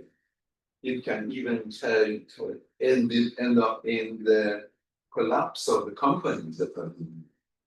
Because suddenly when there is something going on and people come and they invest, and then suddenly there's oversupply and they go bust. So there is no management as such when you give it to the market. What you get is periods of intense activity and periods of quiet and slow down. It's just the cycles of the economic cycles. So what you get is the possibility of activity, and the possibility of underactivity, and the possibility of the losing side, and the possibility of winning side. These are all parts of, if you look at it as an economic process, you see how that works. And yeah, absolutely, it can create intensities that are unwelcome, or intensities that are, and you see that in all aspects of society, where economic intensity is welcome, spatial and social outcomes are ignored, or then they come later to create new problems. So economic intensity and the reward on investment is given the absolute priority. The rest is just having to manage. Any more questions, comments? Yeah, Abba. One technical question for Huiming. Sorry, I'm Albert from Oxford Books Teaching and Research. I'm visiting research associate here as well. Thank you for all the great presentations by everyone. A technical question for you. You mentioned YOLO, and I was wondering whether it's an open source image recognition or not, and what are the indicators that have been fed or trained on recognize different images that you have identified. And also you mentioned in the other project about machine learning to be able to analyze data for cycling and walking. I was wondering how this data is being captured and how it's being fed into the machine learning process. Okay, and so actually I can answer this question together, I think, and we start from the machine learning. So because machine learning, we use the mobile signaling data, which is from mobile China, and so we get the all data from we get all Guangdong province to cover it, and so based on these data, a large amount of data, and there are moving patterns. And so the research strategy is slightly different as what we normally do from, for example, like a qualitative data research. And so we have to see what's the patterns and the traits and also characters from the data tells us. And so like what we call it like the data mining. And so can see what you can mine from those kind of data.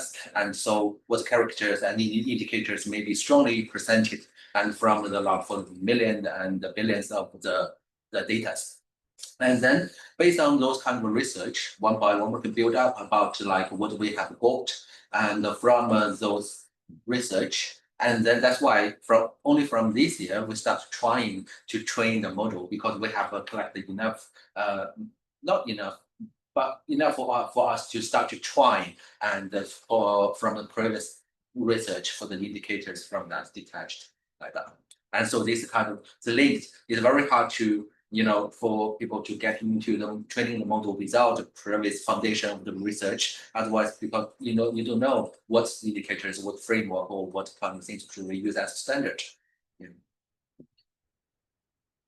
Can I comment on? I'm no expert in your area of work in terms of digital data, etc.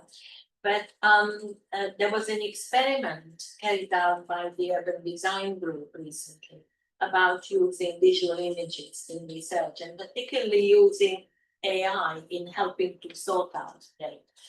And the outcome was that unless you have very well-constructed framework, what you are looking for, that you actually get wrong visual images, and therefore it doesn't quite represent what the researcher had in mind at the time, etc. So they did my paper, yeah, and it was a total rubbish in terms of what the AI produced, both in terms of content, but also images on place identity. Yeah, it was showing street signs as a sense of place identity, etc.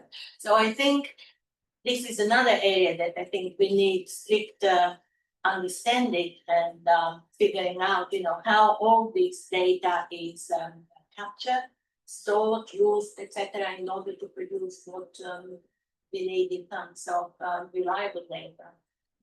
And also I want to add a little bit more and based on the training process. And for the training models, like you need to have, you need to be very clear about what you want to get out, what you want to get from these trainings. Like, for example, like from this visual image, I want to detach all the lightings, but the AI may detach all the objects of this bright. So, for example, like from outside lighting as well, but not only from the internal lightings. And so, for the training process, it's like every day you need to make sure the training direction is followed by your objective or your aim, and so you need to adjust that to see what the AI have done, and also what you don't really need from those works they have done, and to make an adjustment and then carry on the training. It's like that. My little understanding of it, of the AI in terms of the student work and academic work, is that AI fills the gaps by creative thinking.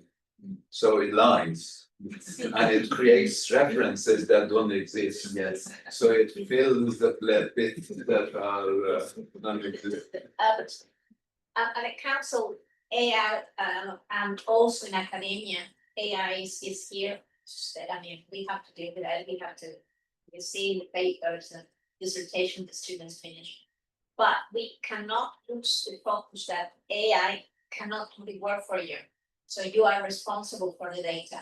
And for example, at a council, I'm at the moment I'm working in finishing at the survey analysis for the county and also Oxford studies for the research strategy for the rural council. And what I noticed is that they told me, okay, you can run a Copilot. Yeah, we use Copilot there. And when I check the answers, so I run the people's views through Copilot, and I noticed when I told the council, you cannot use AI because it changed completely the context. So what I discovered is that even though it helps a lot in simplifying the process, what you can't lose the focus that you are the person who's going to responsible to get the correct answers, and perhaps AI help you maybe improving your grammatic errors, but you cannot give all the power to AI because it won't work like that. So we have to be very careful. Yeah. Yeah, just perhaps one last question before we break for lunch. I'm from Oxford Brooks. I just have a quick question. From all the presentation, I see that there's a bit contradicting character between developed country and developing cities in terms of having this temporary activities, things like that. Because I think during my research for developing cities, with the well-being is equal with strength of the economies. So I can see the difference that the Western cities usually have a strong community base that you don't have to rely on the economy. They are really need to be there and do something for the city itself. So I just wanted to know your point of view as a person who have done this project before. Just because it's temporary, how do we tackle the issue of the sense of belonging of the area? Eventually, sense of belonging also have something to do with the successful of the activities. So how do we tackle that? I think as Georgia mentioned, when you and even council analysis discovered is that when you have these central activities, is that people in the living nearby, I'll say, I prefer to stay here because there's something to do, particularly months of the year. So they find out through temporary urban spaces increase the sense of belonging, and also, but not only that, it's just the people knowing each other. So it gives opportunities to people who know each other. So you find your friendships, in my case, through art. When you have these temporary events, you find people, you meet people. So therefore, the following year, I said, perhaps I think it is a nice place to stay, because I know at this time of the year, there's going to be a event, there's going to be perhaps opportunities for me to sell my art. So therefore, it's a nice place to stay. So it's very beneficial. Well, if you compare the situation of regularity and irregularity, if you like, or the stability that rich Western cities have, and what is sort of the conditions that some parts of the world. I had a student from Dar es Salaam, Tanzania, and 70% of the urban economy is informal economy, with people on precarious situations that they have to survive. PhD was struggle for space, and everybody, when you wake up in the morning, you have to find a space, find a spot in the city to trade, and that's an extreme temporariness. Like every day, you have to find a new And so different conditions are very different. The level of control here is so strong in the sense that being irregular and temporary is a novelty, relatively speaking. Whereas in some situations, being regular and orderly is a novelty. And therefore, people wish their trains run on time, but they don't. People wish the society to be more orderly, and it's very difficult to achieve it. So it's a different situations, and in those situations, temporariness and ordinariness or orderliness are not the same thing. So it's a question of therefore, but at the same time, you are not talking about chaos in your situation. There are always processes going on, which may or may not be visible to us, but there are processes. But this sort of formulation now comes in the context of rich, well-established situations that are going through structural change. And this moment of structural change creates these moments of experimentation with change. You want to have a quick? Very quick. Adding to this, I think this temporary urbanism, it happens in I think everywhere. And in the case of my country, which is a developed country, Mexico, it's part of our culture. In fact, it's sometimes it's most of the time it's possible, sometimes not as possible. But it's part of the culture, and as does the richness of our Mexican culture, not only through temporary markets, through temporary art displays and so on, but add to the richness and sense of belonging. And for example, you recognize areas close of these temporary spaces, and but it's also part of the culture. It's not as regulated as is here.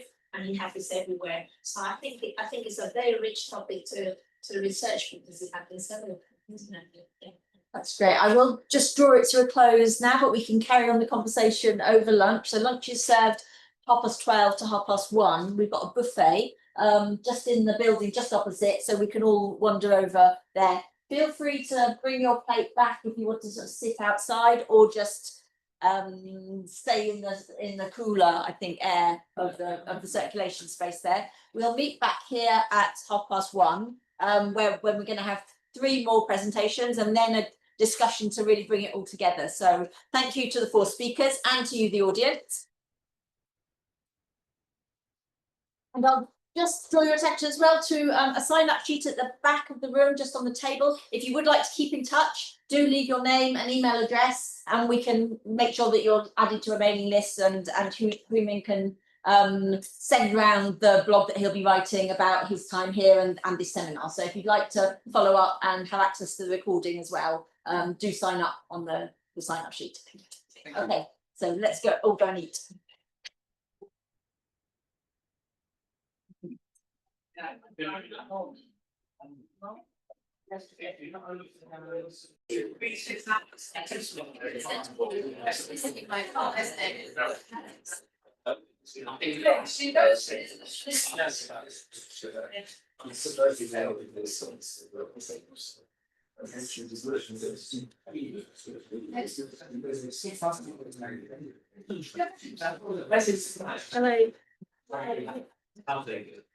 Hi, everyone, and we're going to start the afternoon session right now, and on time at 1:30.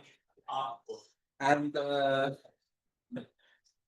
so, firstly, we welcome Dr.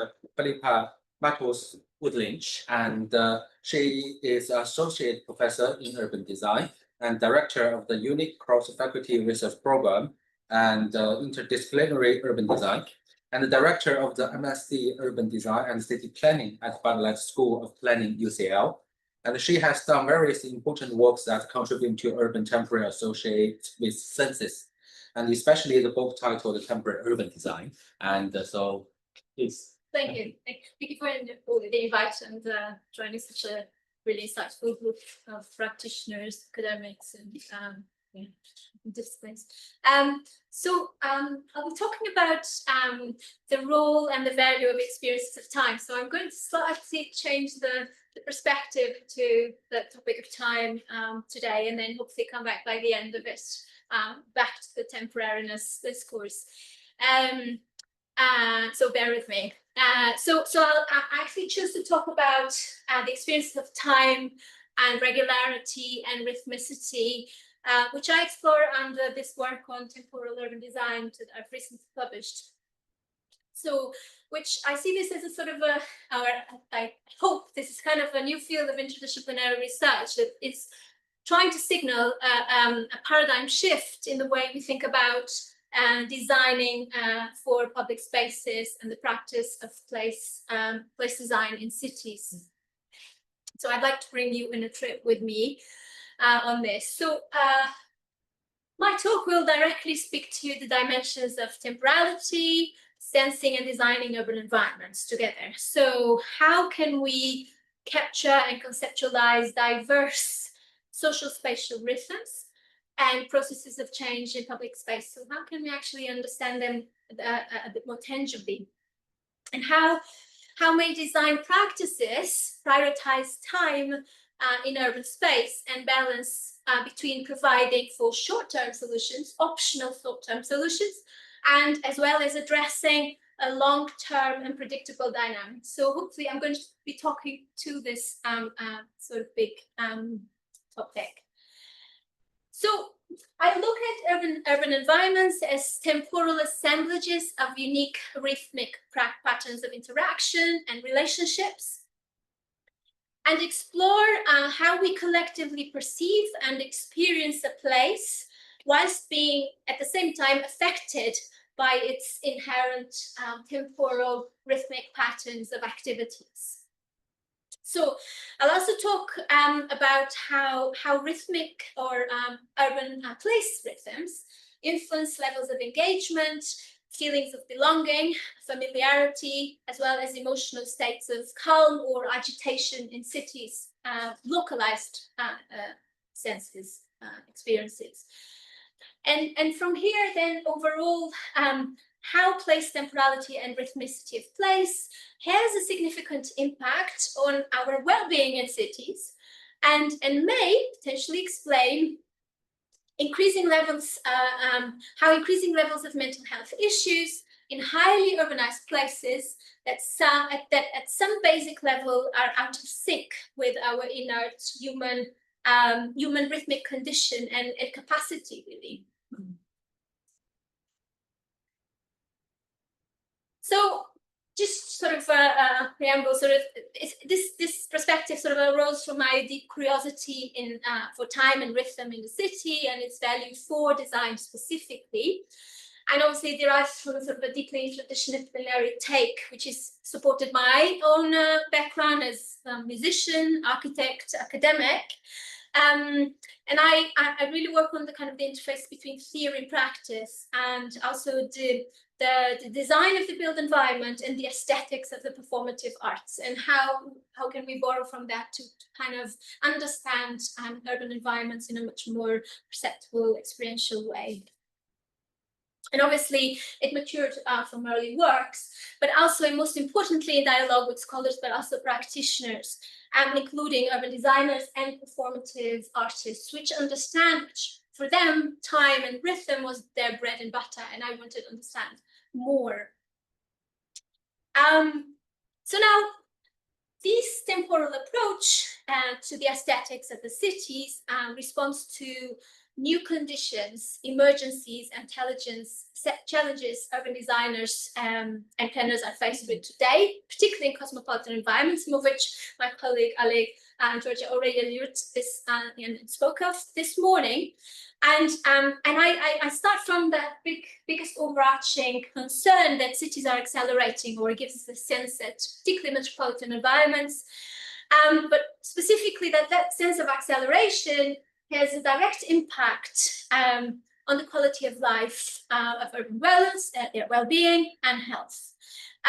So in that particular work, I state that we're kind of facing a temporal crisis, and well, how do we go from here if we want to actually rethink and design for spaces that provide for us as humans and social beings.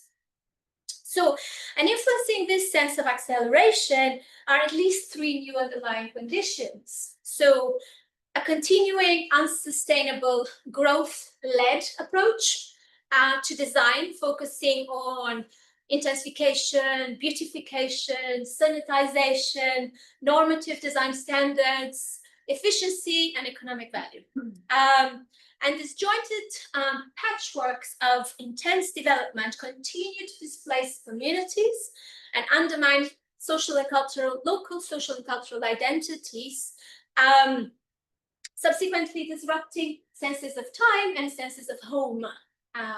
Particularly, again, we'll talk about more complex metropolitan environments, but it also applies to other medium-sized places. So the response to increased migration and identification is often driven by sort of a growth-based neoliberal political agendas of planning processes, in which urban success is measured by capital growth, efficiency of services, diversity, novelty of provision of goods, and there's always a product to be delivered, and new landscapes.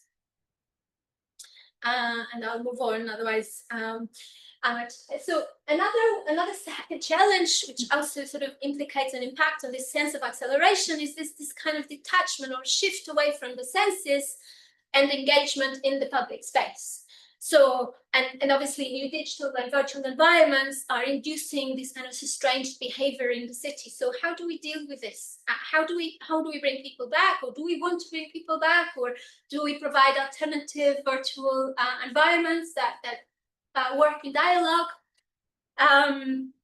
So, and then the obvious one, which is the topic of today, which is like the deterioration of mental health among urban dwellers. And we know now from environmental studies, and studies are arriving as we speak, with evidence that there is a direct link between the physical and the social urban environment, and we can't go away from it. And obviously, and derived experiences. I really enjoyed reading that work of Mazda Adli, which is a neuropsychiatrist, which writes about stress in the city, and it talks about the dichotomy between isolation and social crowdedness, and how much that inflicts on different states of mind, so that including distorted senses of time of individuals as they dwell in the city. So, whilst planning or just about starting, and the social and health sciences are clearly worried about these challenges, I feel like urban design is yet to respond comprehensively, sort of bring about models of understanding urban environments that speak to those agendas or can help us tackle those. And particularly, current master planning's practices on the whole sort of still remain relatively uncritical. So in part of the problem, I think, is this interdisciplinarity and the temporal nature of this pressing issue that's so hard to understand. And also the difficulty of shifting from established modes of practices and aesthetics that we've inherited, particularly from modernist times, and we think we are over it, but I don't think the neoliberal planning frameworks actually are. And those beliefs that are so ingrained into kind of shifting into new areas of research. So, and that's sort of what I've tried to do as an experiment to start with, and hopefully will make some sense by the end of the presentation. So I think urban design and their endeavor towards shaping quality of urban environments do need to think about these findings seriously and refocus and consider how to deliver for the temporal experience and performative nature of cities. So, but then, how do we then best design for meaningful experiences that nurture these sort of everyday cultural place identities? Although much has been written about it, and with the history of urban design is trying to address this issue, and much has been postulated, I think, from my perspective, I think we really need to take a step back and redefine research priorities and find new economic models and integrate those and intellectual traditions or not traditions, new intellectual foundations that can help us move forward. So what I write in this work is that I think what's required is really to think about, to have a much more holistic approach that closely focus on people and their rhythmic patterns of existence, their sensorial experiences and emotion in the city. So I'm not going to dwell on this too much, but this is just the research in context to say that different views and interpretation of time have, of course, influenced different research agendas. And depending on how you think about time, you will then place your perspective and your take on what's coming forward and what we should do, whether it's more of a chronological perspective that looks at time as an abstract entity, or whether you actually look at time from a temporal experiential perspective, then you will have a different take. So I think all these trends sort of really demonstrate, what they do demonstrate is that the time has been always present and intrinsic in the discourses and agendas, and whether you emphasize on a different one or other different nature of time, you significantly influence the focus of the research at hand. But also that we do, there's an evidence that there's innovated shifting the perspective towards urban time and place or timescapes can really foster innovation and research, and I think that's what we should move forward in the discipline towards. Okay, so situation theory. Just give a couple of minutes for you to read through.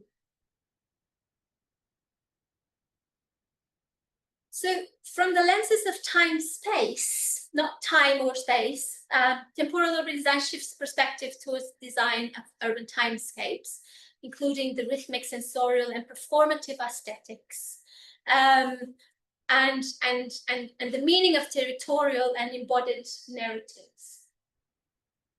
Cities are ephemeral, so a bit one of the aesthetics that kind of underpins this temporal approach to placemaking. Cities are ephemeral on the contract that one may be drawn into at the hangover modernist thinking.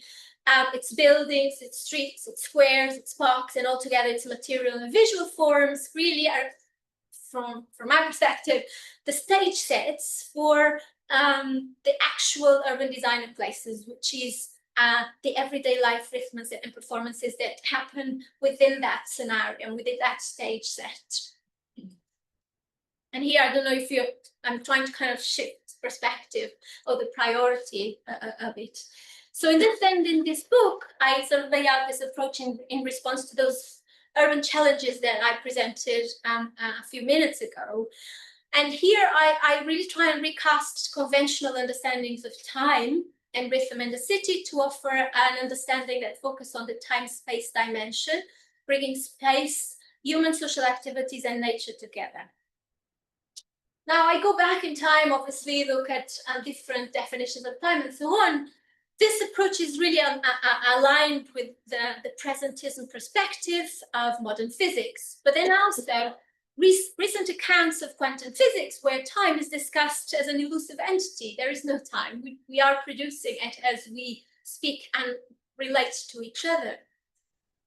And that's the dimension of time-space. It's just one ever permanent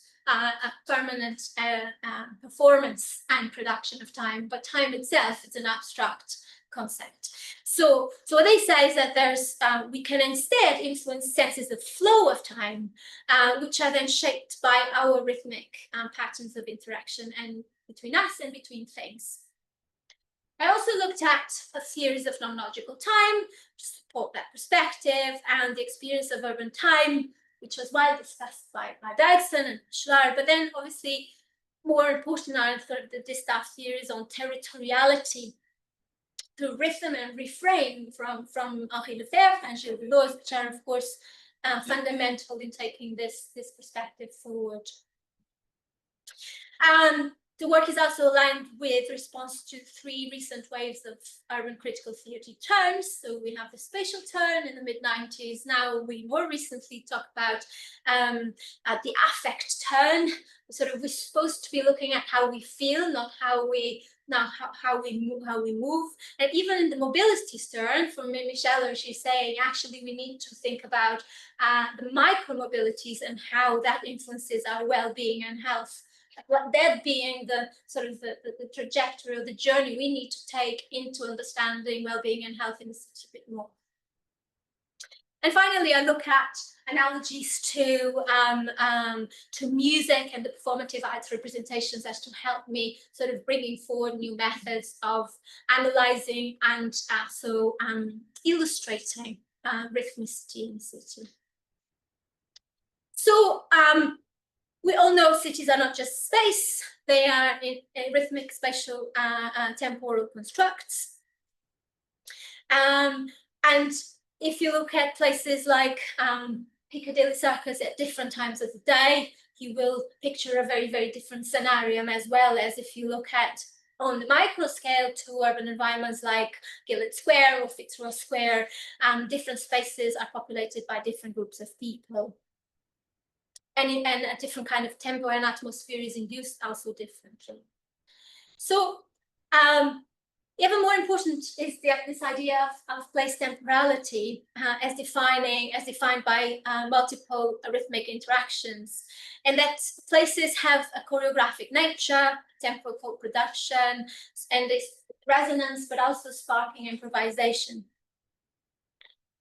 So now I'll sort of jump into a very brief introduction to kind of the overall aesthetics we're working with.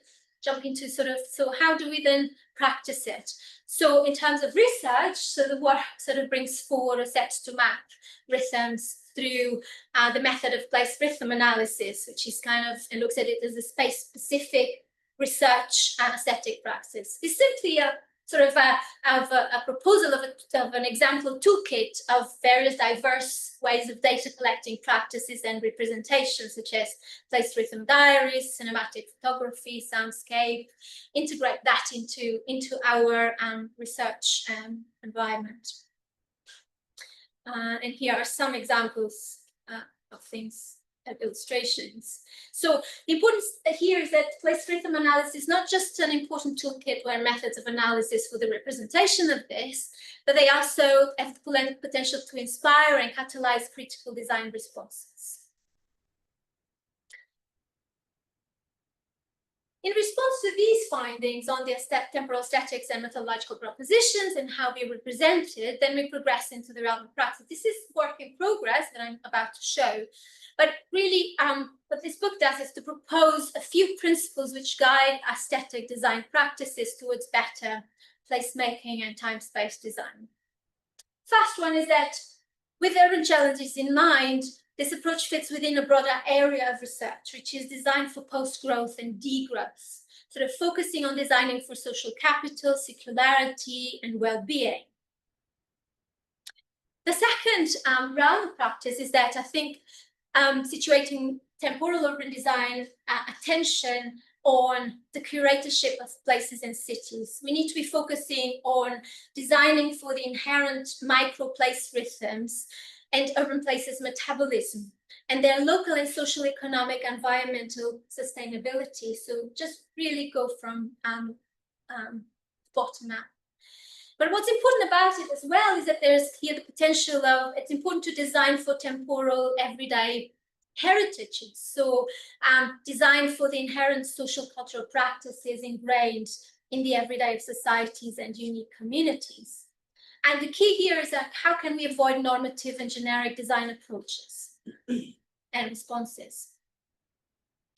Furthermore, when we're thinking about, and this is my last section, when we're thinking about design for flows of time and rhythm, temporal urban design agenda is sort of guided with 4 principles. The first principle is that interdisciplinarity and collaborative methodological innovation is key to responses of time. We need to learn across the disciplines and practices, disciplines of practice, and expand our framework of how do we capture that dimension.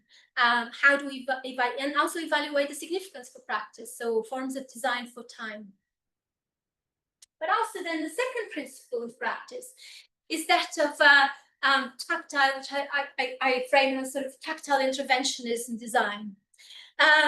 So the tactile interventionism, and I consciously sort of expanded the idea of not just tactile urbanism, but actually tactile interventionism brings the performative arts into the space of the city as a powerful tool of practicing temporal and place design. And interventions may be architectural, sensorial, performative, spatial, but the aim here is to try and understand how to redirect existing and generate new kinds of place rhythms and add to the design of slow or fast experiences in urban space by taking advantage of a wave or interest on interventionism, tactile interventionism, and through a multitude of innovative aesthetic performative practices. So here,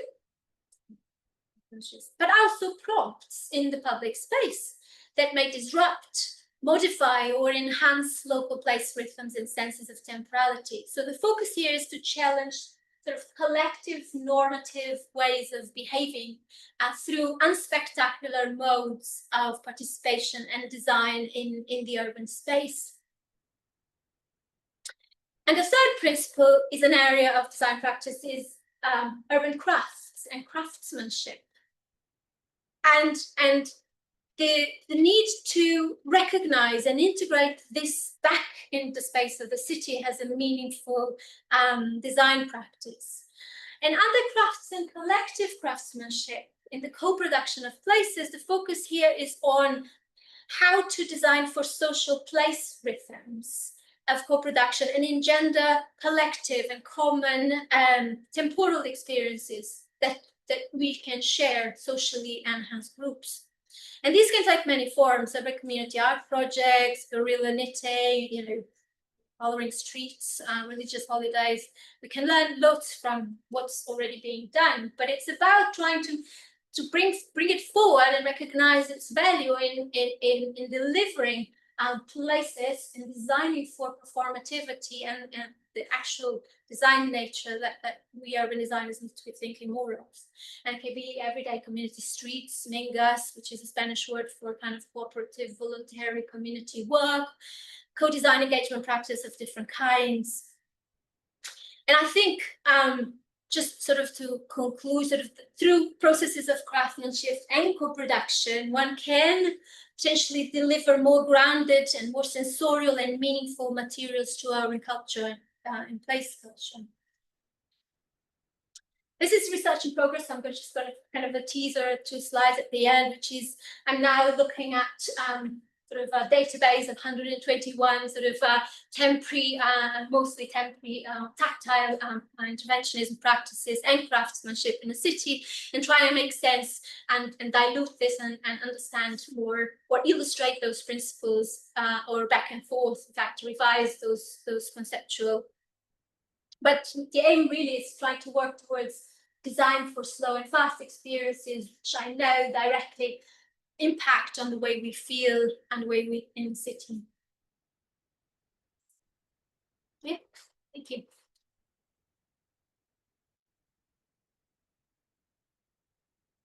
Thank you, Philippa. Thank you. And so next, please, Dr. Fei Chen, and she's a reader in architecture and urban design and leading the urban form and the social space research groups, and the executive editor of the Journal of Urban Management and the director of the European Charter of the International Association for China Planning. And she is currently working on 2.5 million UKRI funded project Art for You, and has produced an important publication in study of urban places that are related to quality of life, health, and well-being. Thank you, Huiming. I'm just saying how I'm going to.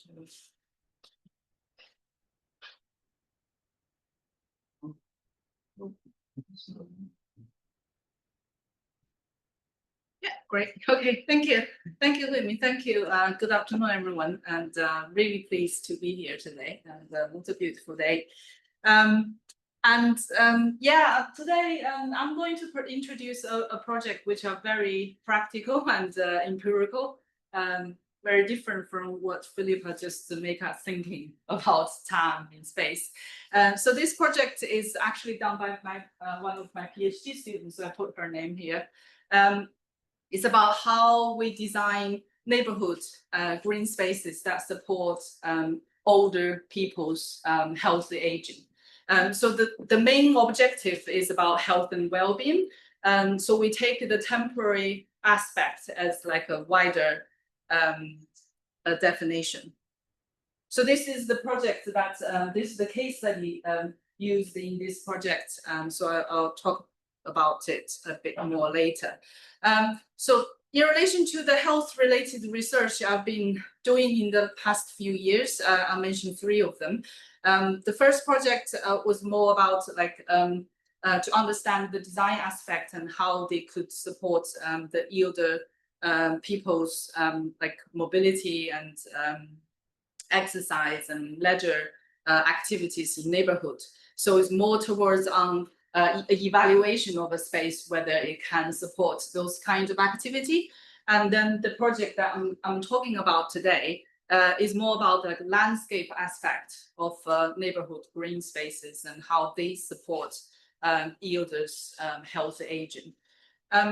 Also, as Huiming just introduced, we're also working on the AHRC funded project called Arts for Us, which is to connect art initiatives with like children and young people in communities to help them, well, when they have different needs of mental health in a wider spectrum, and to connect with art initiatives. So I work with a very big team on that project, and we actually just had a end of year event, so the past 1 year. Maybe next time I can talk about that a bit more, because we are in the process of doing it.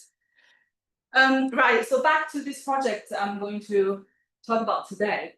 China is entering an aging society since 2000. So the definition is that we have more than 10% of people aged 60 above.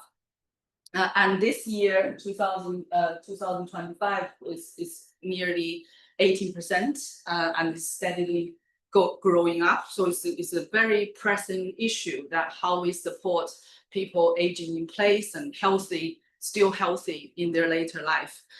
So this is like a policy mapping of how like aging related design and planning design related policies develop. The upper level is about how they develop in China, and then the lower level is like globally. So we're mapping the development of related planning and design policies to support healthy aging.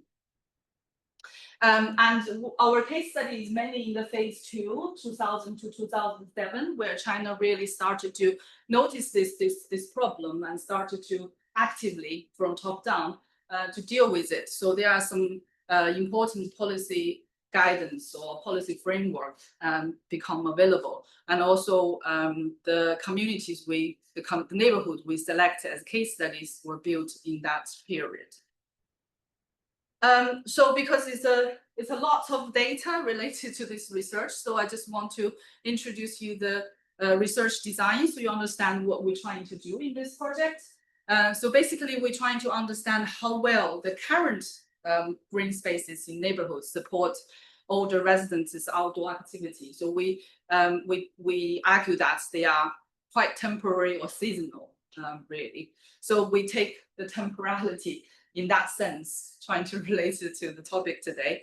And also the practical side of the project is we trying to propose landscape design strategies to support those activities. So at the end of the outcome of the project would be some design guidance and design modules that we put forward to the renovation or regeneration of those neighborhoods, because now they are waiting for regeneration after 20 more years of use. So the first stage of the research is really trying to understand the relationship of landscape features with the older residents' need, and that's through literature work. And the second step is to look at the current landscape green spaces in the case study neighborhood in Suzhou. We use Suzhou as a case study or city, and then we observe what's happening in those spaces, and we note down their activities, how long they stay there, and then we conduct semi-structured interviews to understand why they do such activities and what kind of design element they think not working for them, or what's their preferred design element. Then the third step, we translate that into landscape features as design modules, and then we conduct focus group and to refine them. And then finally, we remove the context a bit, like a specific case study neighborhood, by trying to generalize that into design policy or design guidance for the wider region, probably beyond Suzhou. So that's how the research project is designed. Then we selected like 3 case studies in Wujiang area of Suzhou. Those are the site maps of like location maps of the neighborhood. And I'm going to, because of the time limitation, only going to show you part of the data from the first case study. So this neighborhood is built in like 2002, within that period. And the green spaces, which is like the ground covered area, is about 35%, so quite a green neighborhood. And the layout is pretty standard. I'll show you in a minute. And the aging rates, we calculate like people over 55 as the aging bracket is very Chinese context dependent, because women in China retire at 55 age. So that's why it's slightly different from the 60 age where we use globally. So in that neighborhood, we got like 90% of aging population. It's quite average. So this neighborhood, as you can see, the layout is very standardized. It's with like those slab buildings 6 stories high. They got central road and then smaller connecting roads to each of the residential slabs.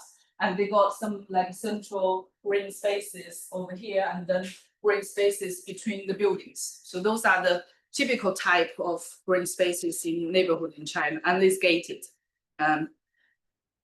So you can see that from the surrounding, that type of pattern is very is repeated in other places, in other neighborhood as well.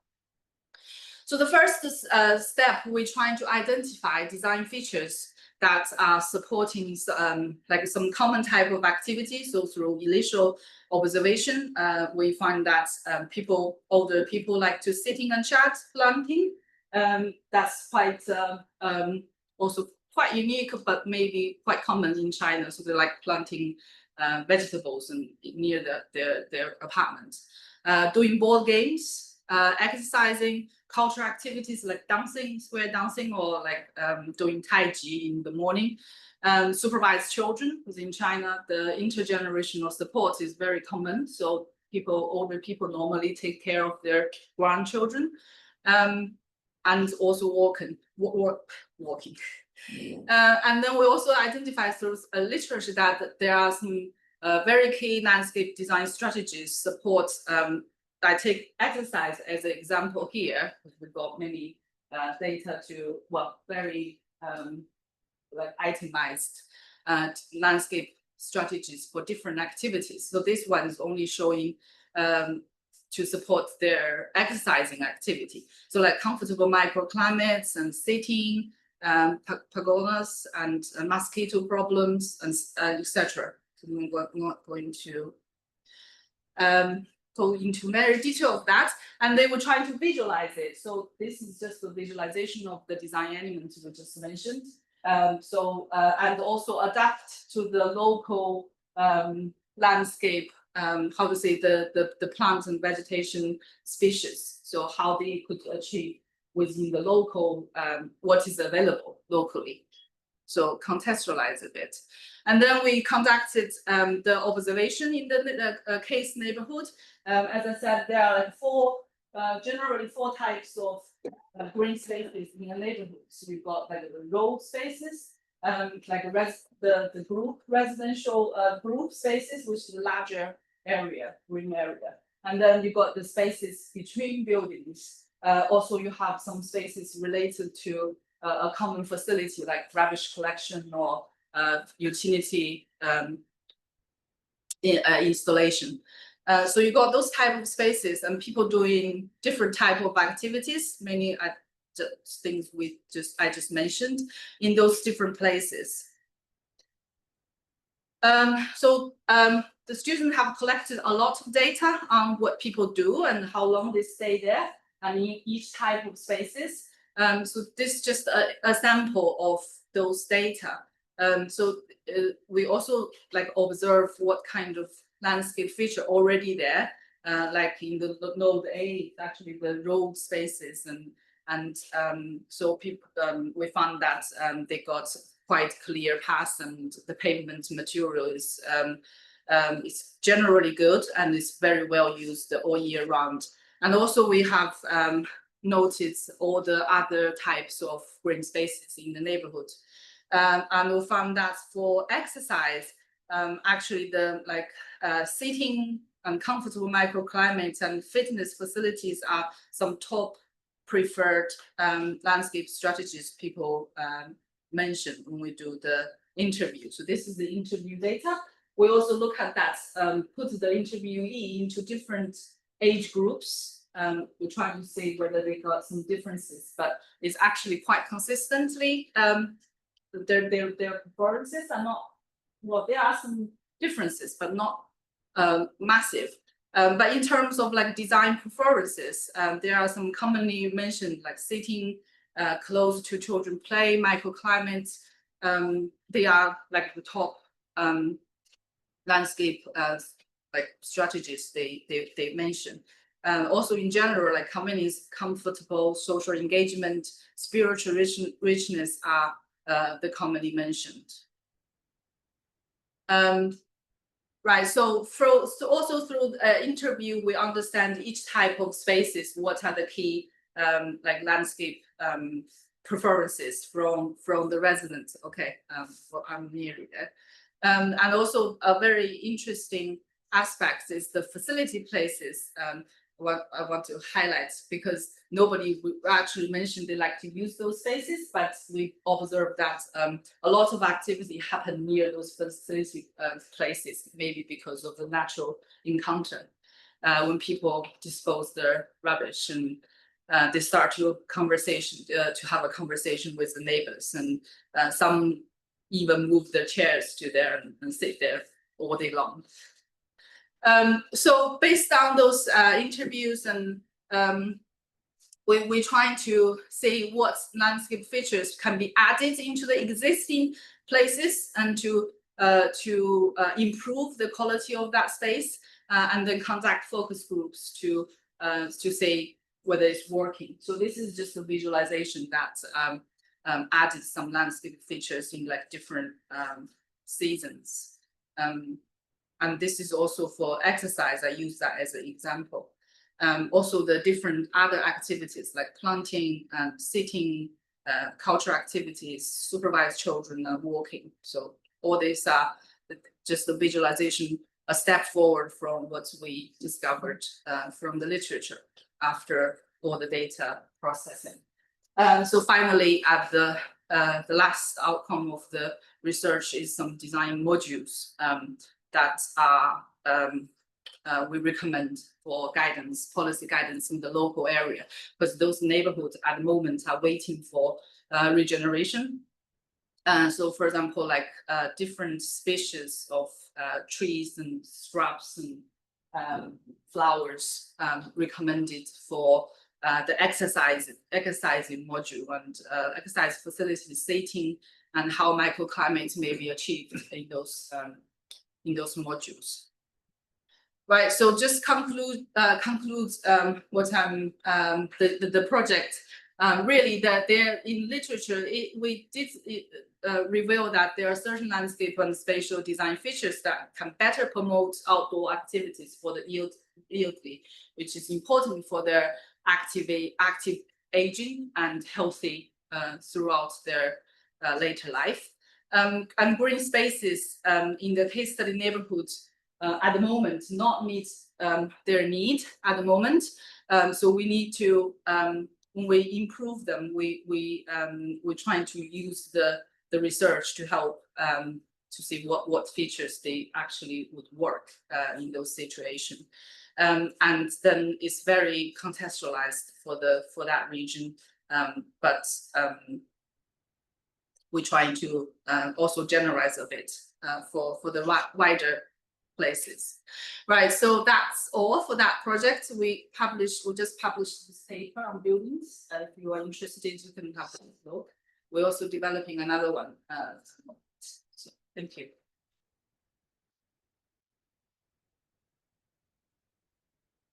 Thank you, Dr. Huiming. And next is we invite Abba, and he is a senior lecturer at Dr. Brooks University and visiting research associate at GCHU. And he is specializing the use of AR and VR for the co-design of sustainable urban environments that promote health and well-being with many outcomes. Please. Thank you. Just trying to see how I can do the presenter's view. I'm not familiar with the face. Yeah. Yes, great. Hi everyone. Thank you, Huiming, for the introduction and for the invite. I'm Abel Mukhtar. My background is architectural engineering and urban design, and these two areas brings me into influence my teaching and research. So I bring the engineering side of digital and tools and technologies, and within the urban environment, if you like. So basically, my area of research is not mainly or directly through health, but I'm interested into how stakeholders, people, participants engage in shaping different urban spaces, and ultimately how that will impact the environment as well as people's health and mental health and well-being. So I'm not going to go in depth into what temporary urbanism or temporal spaces mean. We have heard from excellent range of speakers, but basically temporary urban spaces is meaning short spatial interventions, and this is the area that I'm focusing on, how to approach the spatial interventions of urban spaces, which takes, influenced by the purpose of the space, the duration of that activity or the space, the scale of it, and the degree of formality. So in terms of different types of temporary urban spaces, ranging from parklets, community gardens, play areas, pop-up markets, and different installation, different type of arts installations, they all contribute to health and well-being, whether physical health, social interaction and inclusion of different communities, as well as environmental benefits such as cooling, better air quality, and biodiversity, and so on. So in terms of the key characteristics of public spaces that are within the temporary urbanism is like they are short-term durations, and there is a spatial interventions at different scale or type or typology. They need to be adaptable because they change quite quickly, and ideally low cost based because these are spaces that are being, evolving to different types of activities and needs. And ideally, how do we shape them? How these spaces are being produced, created, shaped, produced?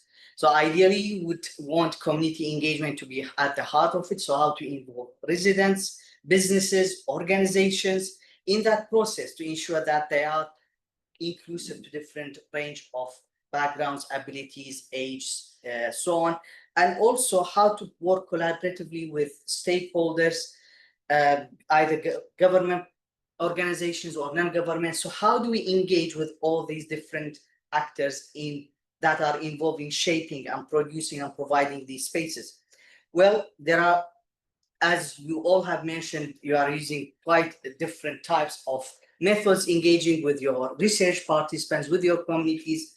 That involves qualitative interviews, focus groups, data from large scale of quantitative data, to graphs that shows and communicates different trends and statistics, to drawings, to some 3D models that we have seen with Faye.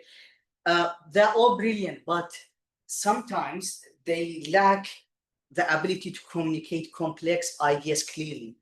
They lack the ability to communicate scale, for example. They lack the ability to communicate temporal dimensions. So how do we use more effective methods in some instances to engage with these different stakeholders to change the narrative from explaining to people, because usually what happens using these methods, we explain to people, we explain to stakeholders, but we need to move from explaining to experiencing, how they can experience these temporal spaces, how they can experience the process of it.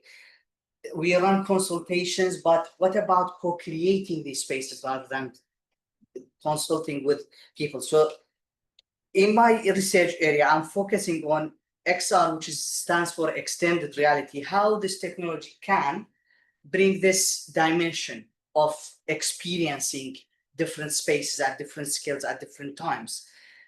What XR means, XR stands as an umbrella term for virtual and augmented reality. And augmented reality is a layer of superimposing digital information onto a physical world. No matter where that place would be, you can superimpose a layer of, could be any type of information, geometrical, text, numerical. Meanwhile, virtual environment is, virtual reality is completely computer-generated virtual simulation that disconnects from the existing reality, but allows for real-time interaction and real-scale interaction to take place. So these two digital ecosystems, they have the ability to blend between the physical and the digital together to bring digital imagination into the existing real world. They work onto, for example, virtual reality. It's a technology that involves head-mounted displays, let's say, softwares that are used to simulate these environments, and then how do you experience it as well. So to give you a very, very simple example, this is a car park next to where I drop my kids at school. So you can see it's completely nothing there for people to interact, stop. When I pick them up, we all go, most parents go because of traffic ahead of time, and everyone sat in their car because there is nowhere to step down and have a chat. So what if we could use this technology, and if you have access to quite a few, let's say, 3D objects, these are from ENACT 15 STEP project that we are working on. So you can play with some of these in real scale, in real space to see what can be done. So I'm just playing with it. What if you can propose a temporary structure, a couple of trees, a bench, to provide a space for parents to come along and explore whether there could be an intervention to lose a couple of car park spaces and bring people together in real scale. So this is the power of this technology. You can be in that physical environment and superimpose any design interventions that you would like to see, communicate in real scale, because the scale is important. What you see in different 3D models or 3D physical models, the scale is not there. You can't relate to it easily. The human scale is not there, but this technology allows for that to take place. So I'll take you through a few projects that XR is being used. In my research, I use XR as a platform to co-design, co-visualize, and co-create with different actors involved in the project. Starting with the first project that we worked on, it was on how to co-design a space that can promote mental health well-being. So this is allotment located east of Oxford called Restore charity, if someone is familiar with Restore. So they had a space that was just left there, and it was used by people who were working there as an exercise in the allotment to help them to, with their mental health and well-being. And the charity said, well, we would like this space to be, designed better for them to make better use of it. So what we did, we engaged with the participant in a co-design exercise in which we tried to engage with them to think what would make you use the space more? What do you think would help you to engage with the space more, to bring people together with you in the space? And they came up with quite a different range of ideas of like they wanted to have a hammock, a bird feeder, a pergola, even a bookcase, etc. And then we use this technology with the participant in their specific spot, how they can visualize their ideas coming to life. And that was very empowering for them, because then they could see exactly where what they proposed could go. And then another project that we worked on was on co-creation. So how do we engage people from different ethnic backgrounds, abilities, and so on to produce or to be engaged in that, creating that inclusive green urban spaces. So in that process, what we did, we had an artistic psychologist with us as a consultant. What the psychologist did, invited the participant. So basically, that was a pilot done at Brooks because of the time. So we had a courtyard that is not very well or used, if I put it this way. So they explored the space that they wanted to work with.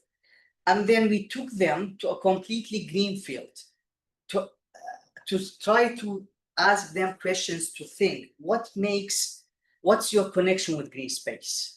What memories do you have with green spaces? What childhood memories that triggers? What you would like to do in a green space? What would make you use the space more? And then they were in groups from different ages, abilities, backgrounds, etc. They debated what they had thought of, and they started engaging in a co-design project in groups. So they came up with really different design ideas, ranging from, like, a group wanted to see a multi-faith sculpture. They thought that a multi-faith sculpture would make them feel more inclusive to the place, to the space. They wanted something practical, like a transitional shelter from the indoor to the very hard outdoor.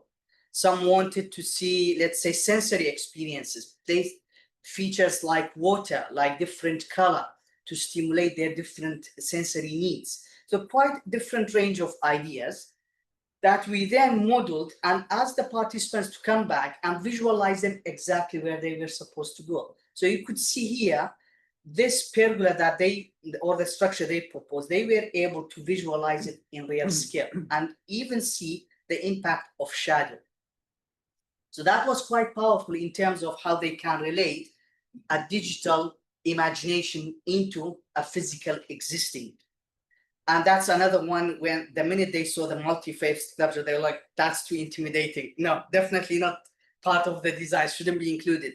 And the big structure in the middle, and you could see it's quite powerful that even overcast shadow. So it brings ideas to life as much as close to reality.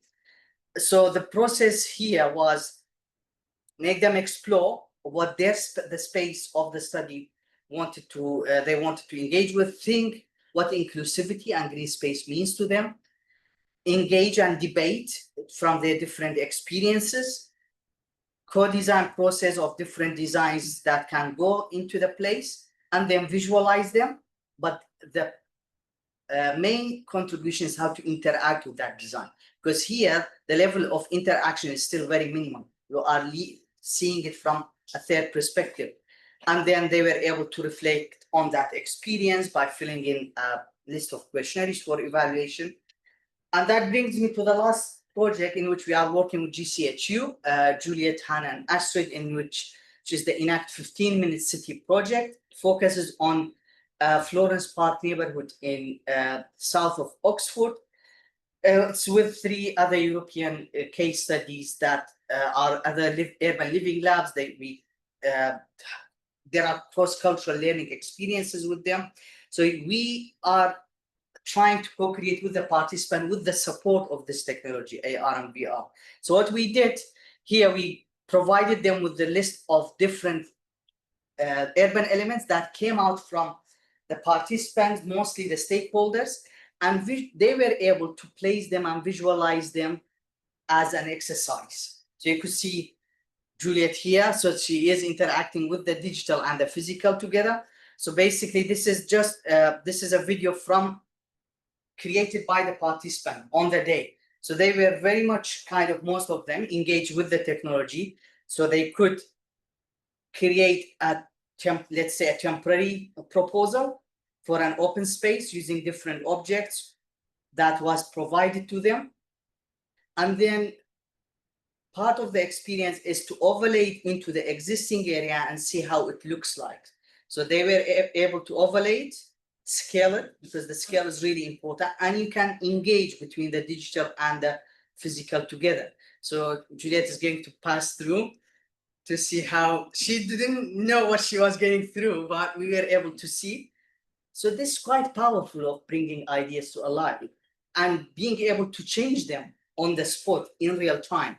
But at the same time, we are using virtual reality experience as well, in which the whole neighborhood is being modeled by the business partners we have, in which the interventions that they will propose, it will be fully computer generated, simulated, and they will be able to visualize it, not on the spot, but in the VR cave, which is a facility we have at Brooks. There's a virtual reality cave which allows you to experience interventions in one-to-one scale. It's in a real scale. And the last project that was shortlisted last year as part of Reimagining London, it was collaborating with two practitioners there. We wanted to connect the micro underutilized spaces. Apparently in London, there are more than 500 underutilized spaces, mostly in deprived housing estates. So how this technology can empower residents, participants, to be able to co-create their own green spaces and eventually scaling it up to a micro connected green spaces. And that was the methodology we proposed, how they can be empowered by being able to visualize what a green intervention would look like, how the impact on microclimate that might be, to integrate the heritage of the area as well, to have pop-up messages coming up from them to understand the value of the area that they are working on. And the last project that, thank you for GCHU for funding it. So getting there with the ethics application being finalized hopefully soon. So what I will be doing is to exploring the link between active travel and proximity and accessibility to green spaces in, as Isabel showed, one of the most deprived areas in terms of accessibility to green space in Oxford, and see focusing on both Rose Hill and Littlemore to see whether even the ring road can act, what will be the impact of that. So that would be a postcode survey followed by in-depth interviews, and part of the interviews would be whether the participant would engage with the technology to see how improvement to their preferred routes or green spaces would encourage them to opt into more active travel choices. So that's from me, and I know I diverged from the whole discussion on the in-depth theoretical about temporary urbanism and the value that has on health and well-being, but I hope you find that useful as well. Thank you.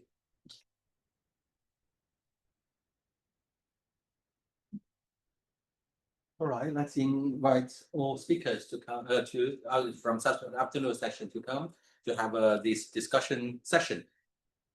We're having a break. Oh, yes. Yeah. Sorry, we have a break first, and then we carry on the discussion.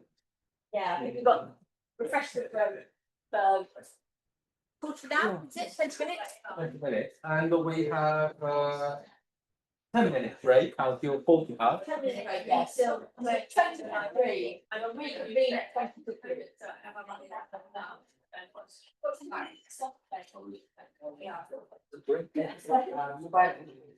People, yeah, it's nice to have us read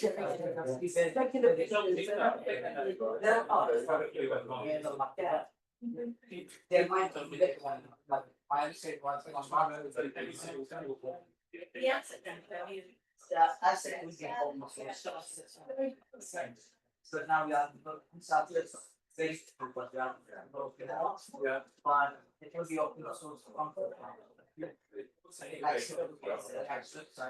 and ideally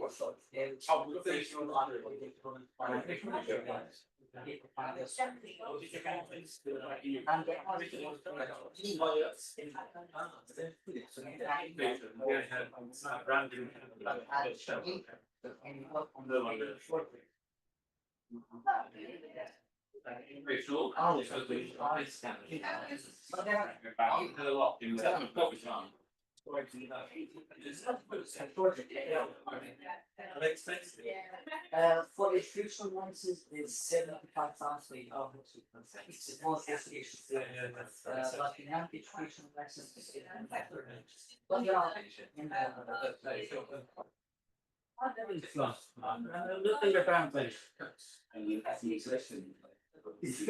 Back in December. I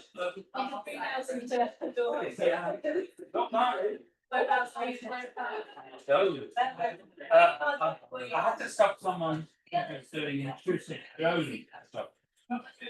That's interesting. We did this not for the insurance part period, and that was licensed with the council. So how did they write the license no consent? Is this for educational purposes as well? You can only you can't use the educational exception unless it's historically data. And clearly, images of people with garden. Yeah. Okay, so it's a huge garden. It's all copyright protected. It's looking out. Only price.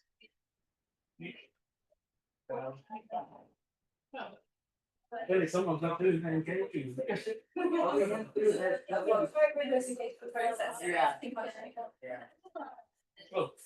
maybe not the time. No one on the 46 bus, for example. Who are we?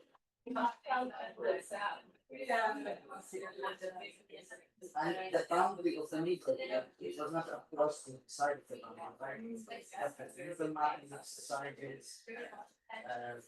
Within dissemination, it's a. I have to think about the quality of the community. I disagree about the boundary of. It's rapidly. I have that 33 years. You learn out of this and do them practically. It's the tactical. If there's this thing that affects that, because you further and further out. But as they go well, 10 years of the month. And the tactical hours are now learning some of this part of the hours.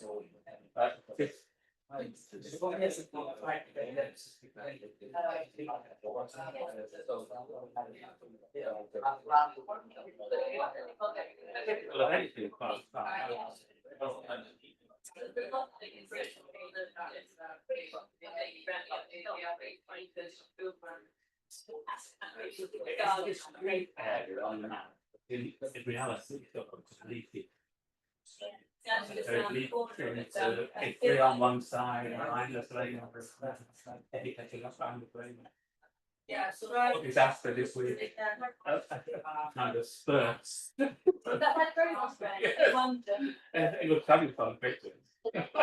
It's our own water feature. It's all. It should have included water feature in here.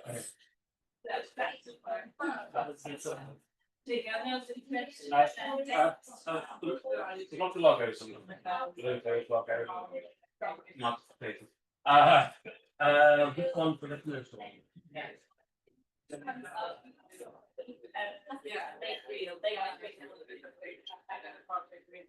That's what you make use of. So the whole way the council, well, the building, 2 million pounds for the city. So literally nothing. Or the only thing that pays with them which I've been able to do on Google for 20 years. Literally money on the page. It will be sound on or they tend to have agreements for the information commission. In the suit on the basis As opposed to you being paid out. That's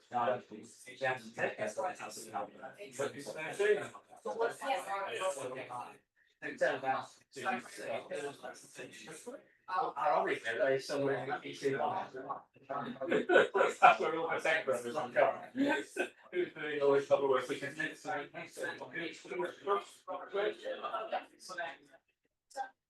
who's looking actually more capacity than newly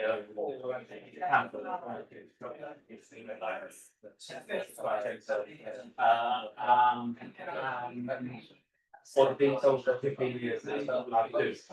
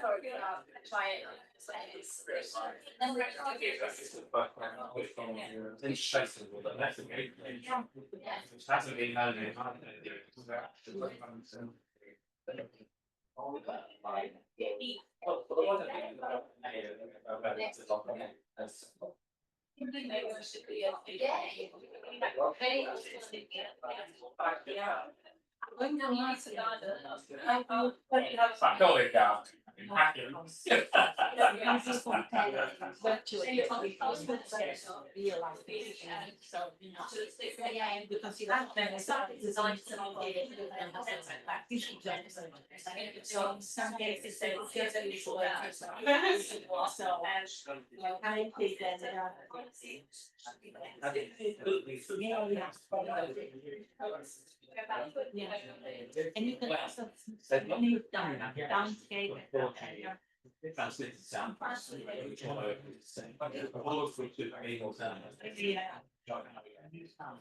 but some of the stuff is you look down from the other stuff. Well, it turns out the only stuff it's 7 days notice.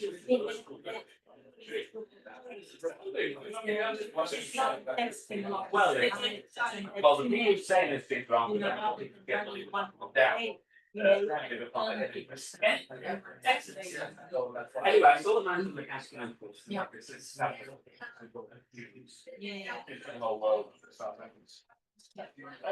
If I should tell me the people are big one down, yes, well, yes, we'll do it on Sunday.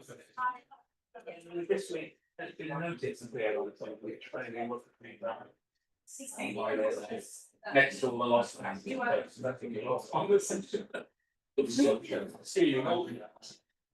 All the new trees have this mesh round to stop the yeah, I'm not saying about so have you got it for the Alex on that? He's done a brilliant about why he should cover these things. The lifelong basis. It's a neighbour of mine, it was Sunday River a few years. How do you see it? Still managed to jump over their culture. The old people study each. Did you got the old people studies?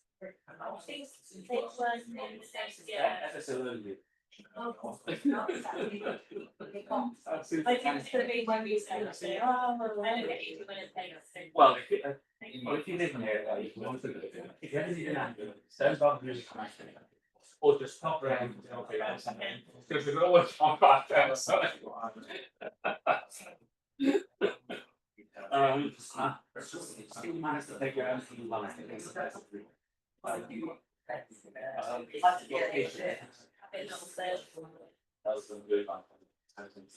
Frankly, she always had a good life. You find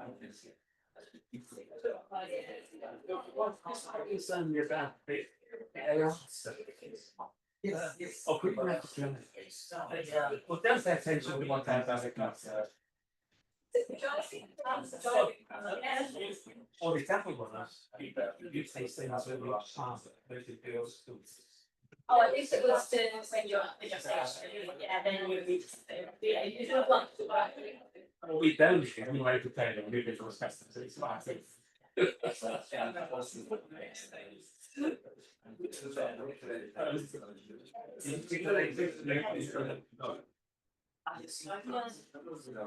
highlights of it now with the still campaign.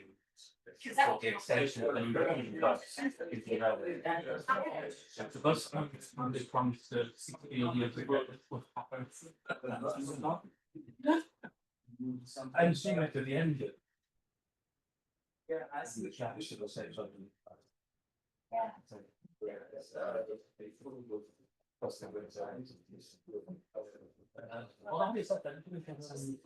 Hello, hi, may I have your attention? And shall we start the discussion section? And please, the speakers, could you just come to the seat in front?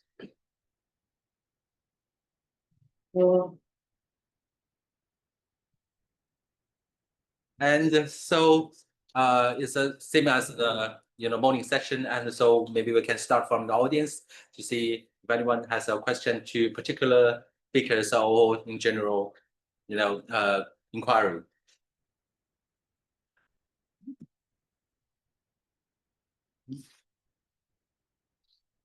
Yeah, please, Georgia.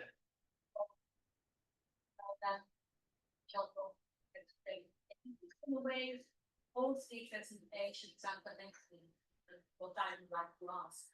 I think the temporality and also critical dimension of the city. It's interesting to know how this is practiced in some European cities. So if you look at Pasagliatas in Italian cities, they have that both regularity but also occupation of space for the current age. And it becomes an important ritual in the life of the residents. And I think we can learn a lot in terms of also seasonality, in terms of winter, summer, etc. So the question I have is, in all three cases, you were talking about case study approach and how we can understand from cities, from case studies, also virtual.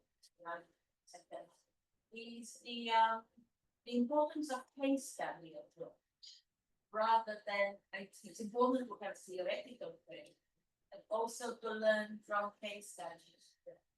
So I was particularly interested in Nava's presentation in terms of a particular way of communicating with certain audiences, and as you also saw in the other two presentations. So the question I have, to what extent do you think we still need to engage with people on the ground rather than looking at master plans, looking at film, or whatever? To what extent that dialogue we have and experimentation with different groups that participate is important to open to anybody. Well, my first reaction is that they're meant to that it's a good to have multitude of ways that it makes them stand people and but also allow different kinds of creative processes that evolve. So I don't know if that's a question, but we were just talking about actually looking at people and mapping people, what they do, the social and individual practices in places, but also the use of technology, for example, in terms of adding another layer of perhaps not what they feel when they are doing those activities, which I think it's going to be very useful. Use of AI and in translating and bringing this data that's supplementary to the provisions to the actual tacit embodied understanding of this narratives.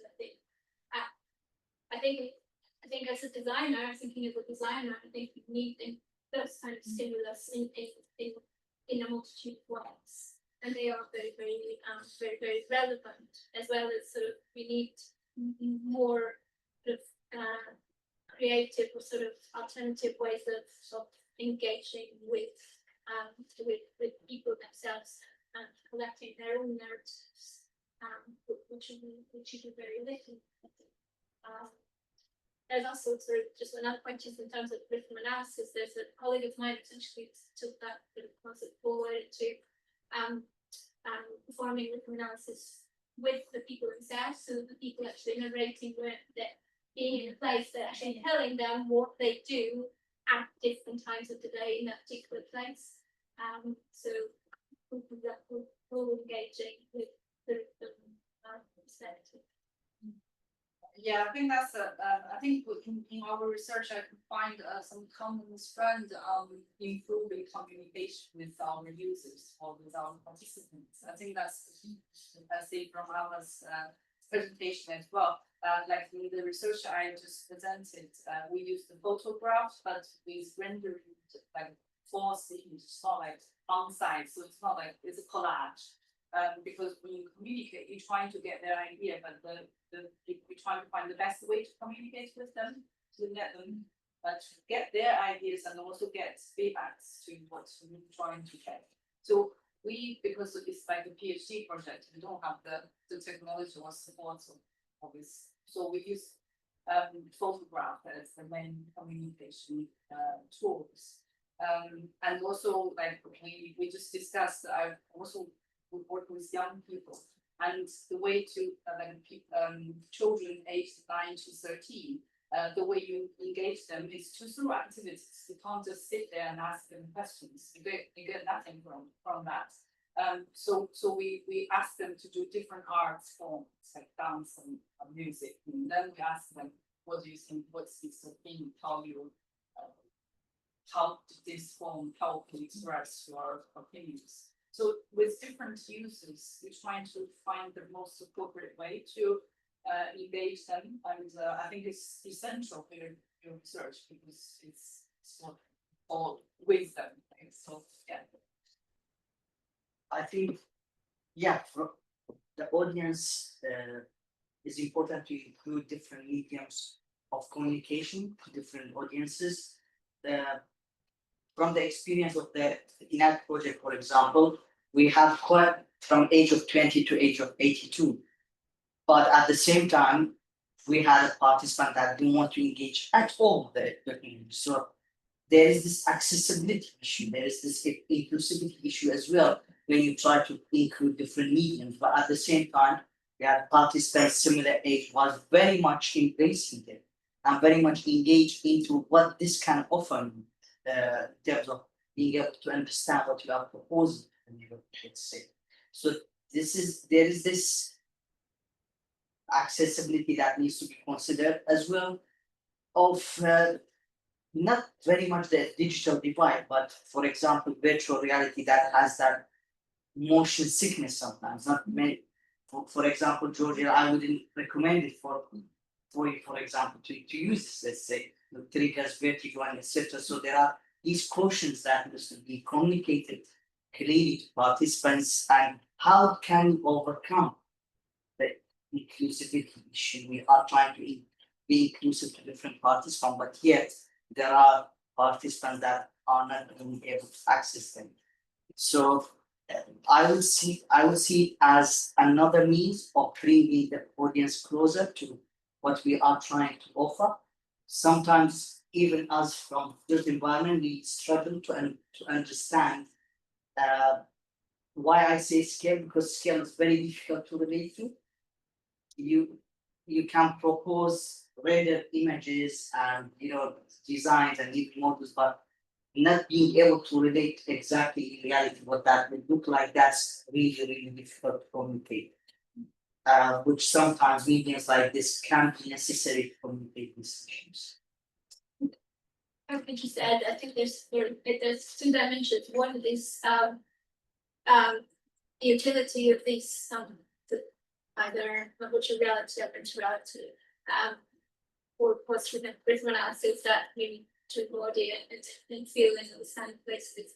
I think they can complement, but I think the two dimensions, one is the dimension of trying to understand what places are about, and the other dimension is to create something for places where we as designers sort of ignite our sort of creative being and so I think that two dimensions and maybe they're complementary in those and dimensions, but they need to be sort of looked at separately, because as you create and deliver through virtual reality or using, there might be, I don't know, maybe there's limitations in the tools that you're offering, but maybe after the way we work as creative and artists and want to deliver something, then you need potentially, I suggest, a tacit understanding of what you delivered for and for which means that you really need that. There's a third dimension to that, and that's the social capacity that is created in a locality, whether or not the project happens. Because a lot of, and that's, if you think about the project, research project that the European funding supports, the outcome of it is most of the time in social sciences is not taken seriously or taken forward or whatever they go in the shelves. But what it has created over the years is networks of researchers and universities and people getting to know about each other. The social capacity is created, whether or not an output in terms of the physicality. So the problem that you were mentioning about difficulty of reaching certain people. I've done a lot of these participation projects before digital Wikipedia. And the same problem exists. They call them hard to reach people. And hard to reach people, sometimes people don't want to engage because they say, because of the so and so is engaged. So it is social dimensions that is very difficult to have the ultimate control over. So no worries about whether there are some people who not. So it's I see it as an additional tool to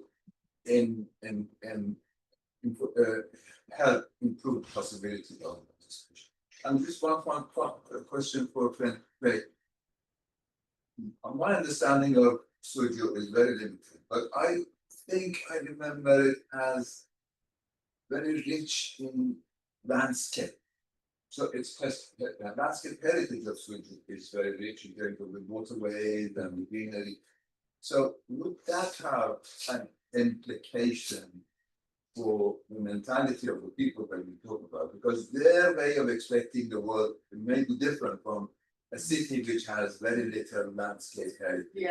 Yeah. So would that be part of the research? Yeah, that's we did find the cultural richness or the spiritual richness, the expectation on landscape in that terms is very strong. So in the I think show examples of like cultural activities. They do have prefer certain plants or species because they represent some spiritual policy. They have some symbolic meaning to them. Yeah, so this it does include it in the suggestions we put forward. So they prefer like this smell. I can't tell the name. the name of the plants, but it's like smells really really strong in summer, and they really prefer that type of plants, and they so when we suggest the plant species, the possibilities, we need some more plants. The landscape design in Chinese culture is very much naturalistic. In that sense. Yeah. So it might Very be, symbolic and culturally embedded. it's religious and spiritual root. Yeah, So it's- exactly. So this was part of that. The fact that this is an image. Right. Yeah, but the area we studied is the new part of Suzhou, so it's quite far away actually from the historical city where you find all the past gardens and historical houses. Yes, it's a new part of cultural history. Thank you. Is there any other questions from audience?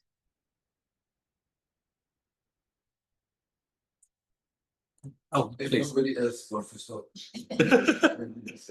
Yeah, please, you can continue. Yeah. I was just going to raise about ask a question about what do we call temporary? Because if something recurs regularly, although if it's short term, is it temporary? Is Christmas temporary? It happens every year. So for a weekly market is not temporary as such. It is temporary, maybe it's half a day or something, but it happens every week. So we have a distinct role.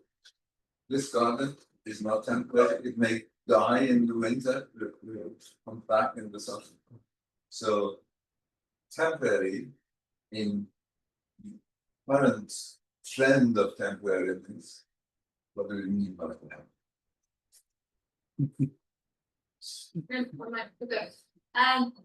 I think the way I went about to distinguish between the concept of temporary and temporal was to associate to temporary the underpinning concept of time there is one that rolls forward.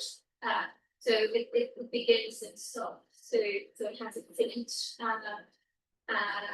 presence. But I think the idea is that, or at least how it comes across in the debate literature, is that okay, let's look at how long does this event is going to last, and event to I think, at least how I read it, debates are clear understanding.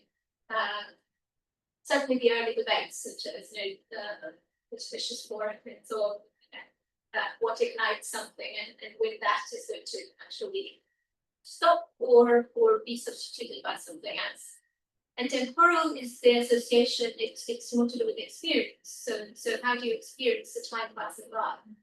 And the way you experience it, it may be very significantly different from mine, or actually from the research work I've done at the start of the hospitality ones, and interviews and conversations with people, I actually concluded there is a kind of interprojective time, which is we all feel we are at the moment in sort of producing time in a similar way as we are interacting, and that there's a dimension of sensoriality and performativity to it that doesn't necessarily feature with the debates of activities and urbanism.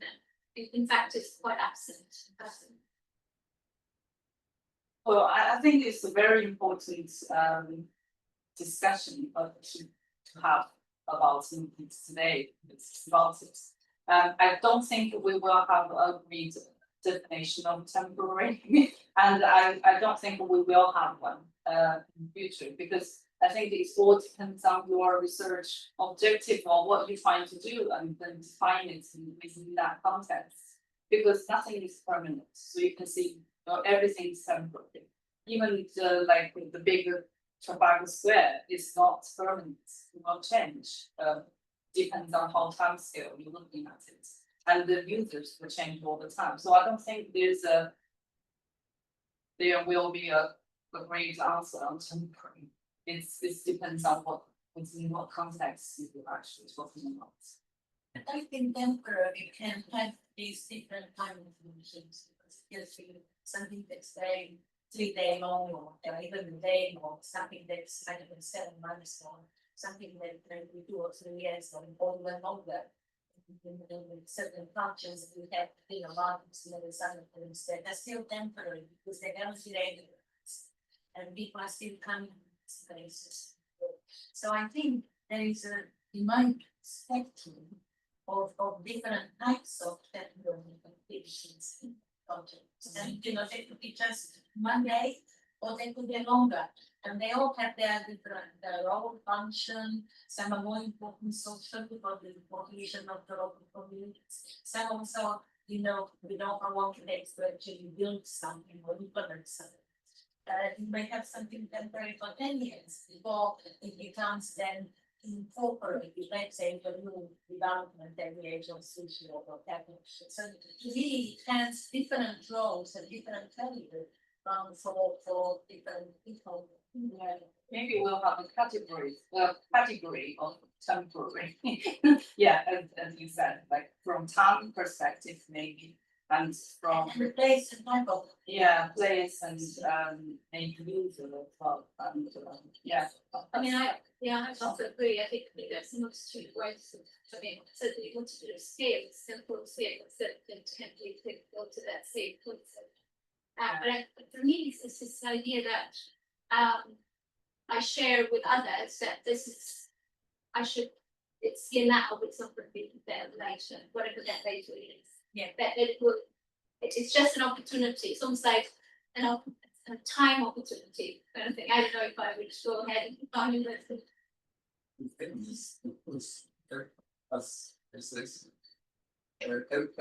is in time, so everything has a time scale. So usually you're talking about social time, but you talk geological time, and that's quite different, or astronomical time, that's quite different. So we are talking social time, and if from what I hear you're saying, you are talking about personal experience of time, so it can be yes, if you like, shorter than the social time, which is longer, because the social time institutions are formed and survive individuals. So you're born into a language, you're born into a society, your way of human culture. So longer than person. But time, so it's obviously ultimately you have to say what is, but what we are talking about in temporariness as a current trend, as a recent trend, is that interruption or the possible that so a lifetime is an interruption in one sense, but we are talking about interruption in the flow of events in a way that is contrary to the common way of expecting. What about the legal dimensions in that? Well, like I think a lot of temporary things you mentioned probably is also it's about ownership on the legal status. So maybe temporary is also Usually temporary things don't touch the legal. Yeah.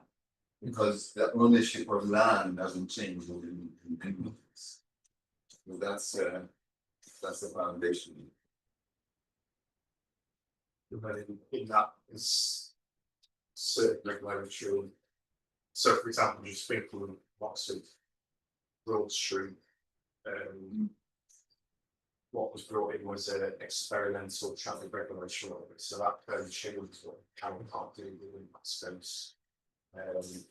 For an experimental period of time. That's now been made permanent. Tomorrow, I say that in verticals because the design aspects, the things which got brought in to make that temporary public space still exists. So it's now sits in between something which is still experimental but being made permanent. Until it changes again, because knowing also a different pressure with council, etc., change things from time to time. So it's again, we may say it's for the diabetes, but may change temporarily. Oh, yeah. In Paris, the beaches, the urban beaches were temporary, and then eventually some of them became so sometimes as an experiment, paving the way for a more long-term experiment with the way. But what I said there about ownership is usually private ownership of land, private ownership of sources, which is can be regulated, can be controlled, but makes it not given up your use temporal temporariness processes. Why? Yeah, please. Yeah. It's a lot today, sort of temporary urban environments, health and wellbeing, but I kind of wanted to flip it a little bit and ask about how do we design urban environments with sort of the temporary or dynamic elements of what health is and how that changes, whether it's the life force or an individual that has chronic health conditions that might be okay some days but not others. And I just wondered if that's particularly speaking to the aging research and the rhythm analysis of experience. How would you consider that, and what kind of elements would be needed to consider that?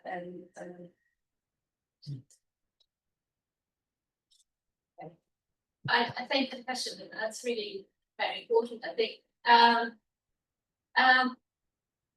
think just straight answer that I think one needs to devise methods to understand that dynamic and those differences of either from individuals, groups, in health, for example, or ability, or cultural interests and preferences. And I think that there's a lot to be learned from the different practice of observing and integrating ourselves as part of those groups, either through place rhythm analysis, this observation that we're actually understanding from their perspective what they do, their needs. But on a macro scale, I think in a sense, what I tried to say is that one needs to really zoom in into local environment and understand it, but also understanding local people's practices and preferences and needs in that way, as well as including health needs in a much more mindful way. And devise methods for that is needed. But in a way so that we can move forward into responding indeed to those really key nuanced factors and conditions of health and other. Yeah, I totally agree. I think that's related to the first question Georgina asked about how important engage users, the people on the ground. So to understand their needs are like the agent of study I just presented. They do certain activities and the landscape strategies to support those activities, and these activities are very specific to that age group, like board games and supervised children. Those ones are very planting and growing. So these are very, very specific to those groups. And in the research that we do with children, and that's a certain age group, and their needs are very, very different. So it is, I think, to recognize that different needs and understanding their needs, and also have the device to help communicate and understand and understanding what's actually emotionally meaningful for them that we've never have encountered if we wouldn't be engaging or observing in that particularly mindful dynamic way. And I think just to reflect my work is I believe that rhythm and obviously disruption of rhythms are both working together. So one needs regularity, needs also to be to be refreshed with the surprise of the festival. So to understand that dynamics a bit more in a more intricate manner, as well as the people involved and the spaces and the geographies that they relate to, can give us a much more embodied narrative, to which then as designers one can jump in and try and pose for co-create. But it's an acknowledgement that rhythmic dimension of our reality, our existence, is very meaningful. And each and any one of us individually, but also each community will have their rhythmic condition, and understanding that. I think it's To add to that, I would say to design for people with different health conditions, chronic health.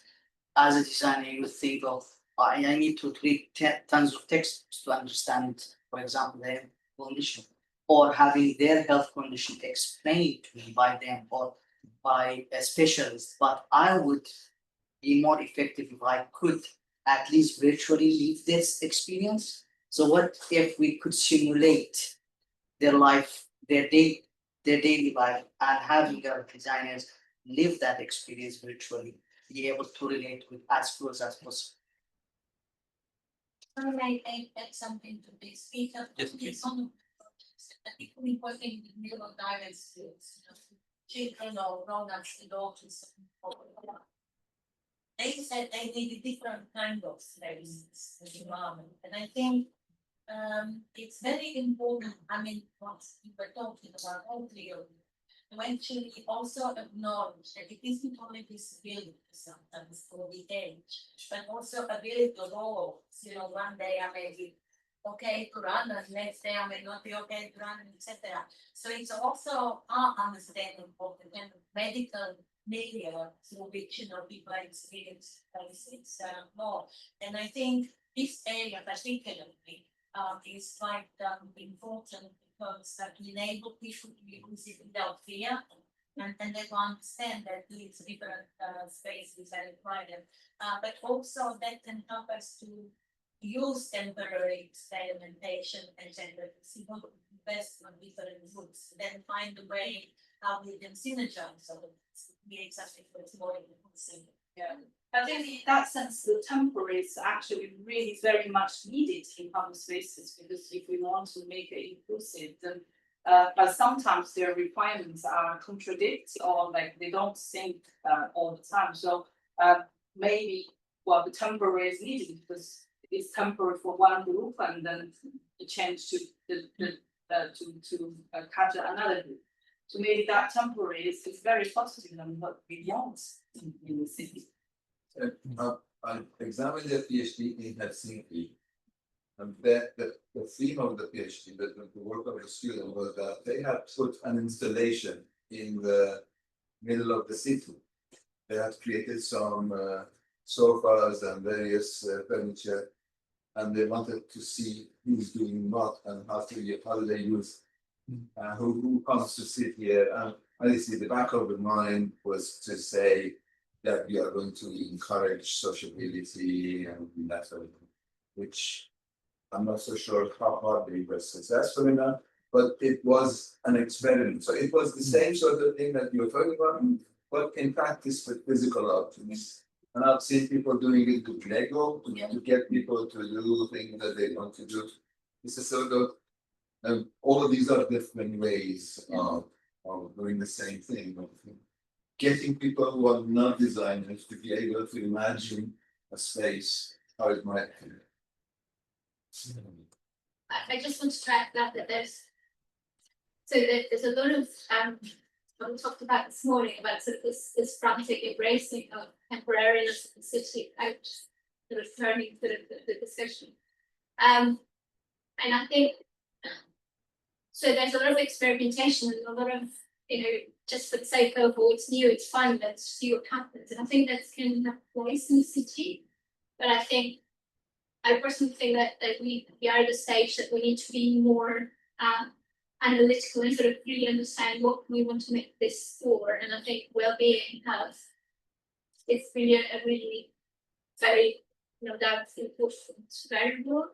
So, and I think trying to dissect through what, I think this is my dimension, is trying to like what have we done so far and what actually being positive for the different groups of society that we've delivered, and try to stop and understand and really extract some kind of typology there, which is instead what I'm trying to do is kind of with this database of practices at the moment, but also delivering before delivering for the sake of temporariness, just because everyone thinks temporary is a positive thing and fun, can also be can have a negative impact. So we need kind of an understanding of where are we going to deliver for, like, and for whom, and I think there's a layer that needs to sit underneath that, which is that layer of behavioral analysis, of be a much more sort of intricate understanding of the micro environments and metabolism of localities that I think we are doing too little about.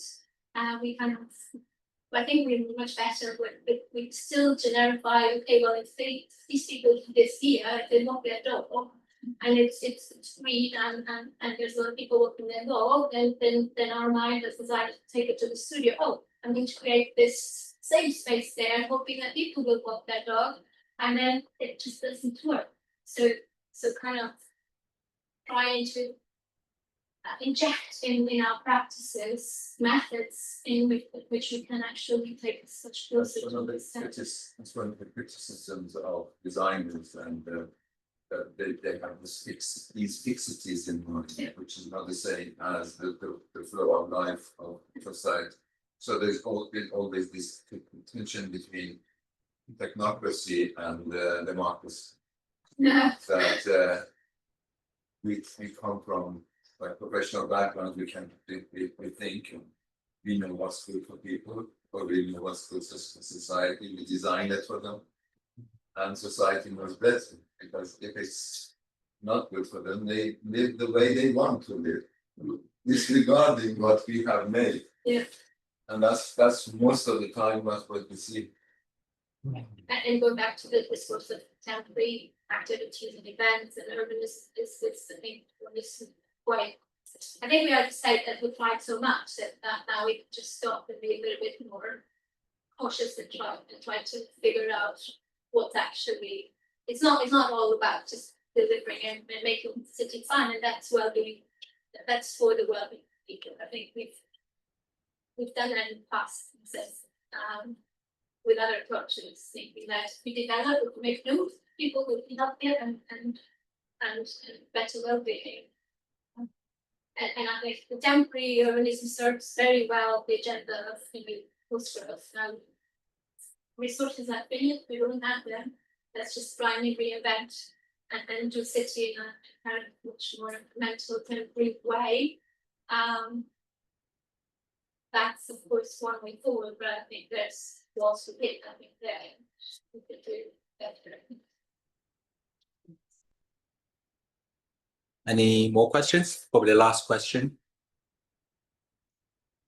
Okay, and so I have one question, and so it's like we have discussed about the disadvantages and advantages and opportunities about temporary uses and also temporary urban events, and so far today, and also we have discussed about the temporariness, about the definition, how we look at it. But when we use like the temporary events or some short-term uses, and it has opportunity and benefits, but I'm just thinking from today's debate, and who gonna responsible for the consequence or the result for those kind of events. And for example, I'll give you an example, like the one I showed today about Macau's international fireworks, right? And so the fireworks runs in Macau, and also but the consequence is all smoke, and it's due to the wind direction goes to Zhuhai, and also about the carbon dioxide, and from Macau goes to Zhuhai. And so when the Central Geography Department is searching for which cities now is running more carbon dioxide, and Zhuhai has become the one. And but these kind of things, and this is just examples, like who's going to be responsible for the some indirect or negative consequences from the urban events. And also another example is like if we run about the market, temporary market. And for this market we run, and the profit goes to the vendors, and the community enjoy the market.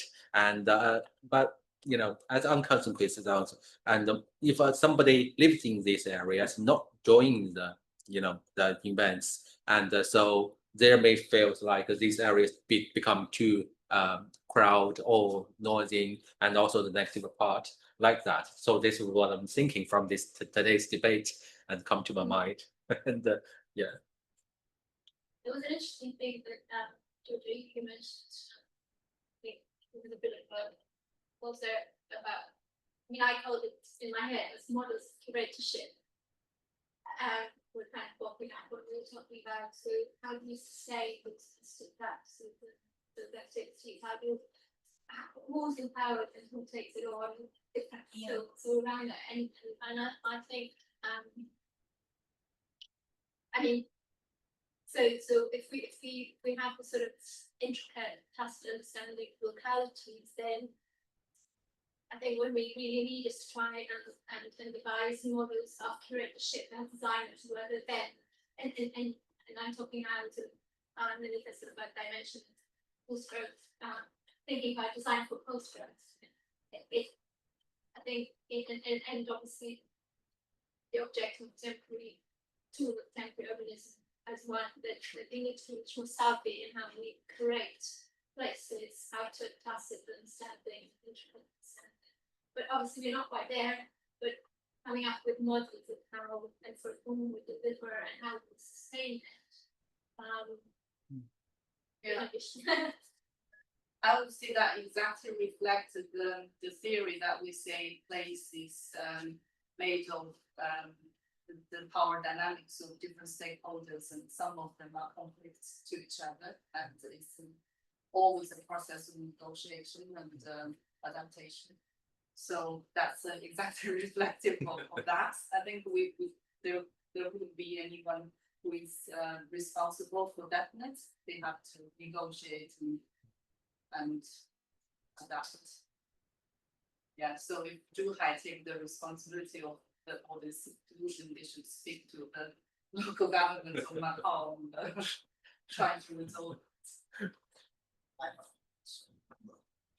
I think from the negotiation part of the communities that are, when you try to design any spaces or temporary urbanism, you identify the beneficiaries, but at the same time it would be good to identify the communities that will be, as you were mentioning, disadvantages or affected in a way that is not in their interest. Bring them into that process and see how that they can minimize that impact and shape the process together with them, rather than only the impact of communities. I would say that it is this responsibility. The well-being of the citizens of a city is the responsibility of the authority that manages that city for them. And if there is a nuisance or a negative impact or some activity on the others, they have to go and ask the authority. And if there's enough of them to ask the authority will have to put pressure on the person who is polluting the air or whatever to do something about it. So it may happen, it may not happen, but ultimately there is a responsibility, there is a chain of responsibility. The authority that runs the city, if it doesn't take responsibility, then what is it for? It is there to make sure people are living good conditions.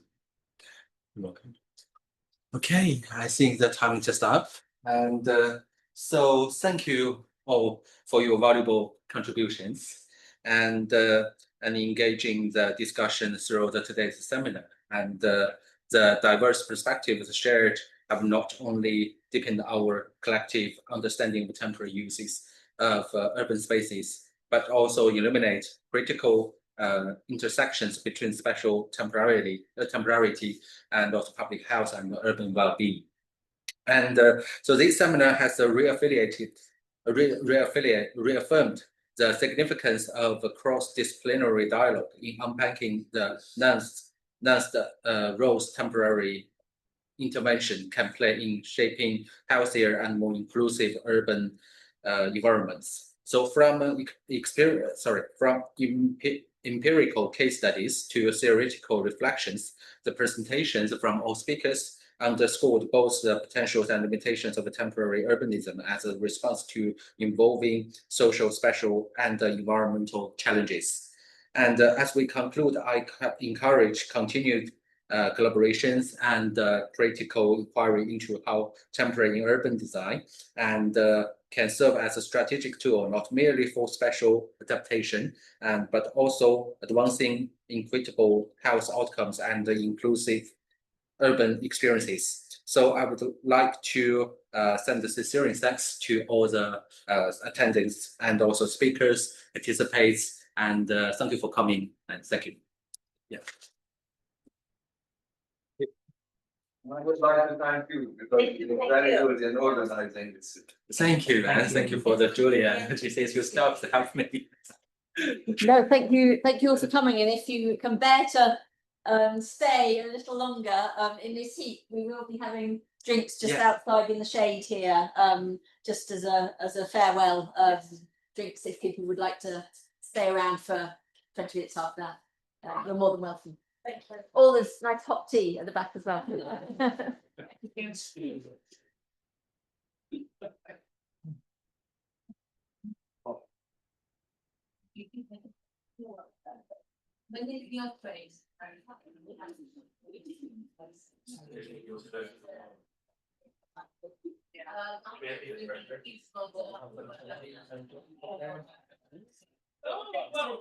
I think they're just coming over.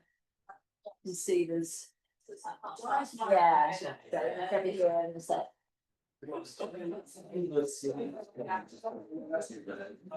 slides are going to be. We'll have to check whether they're more likely. Let me ask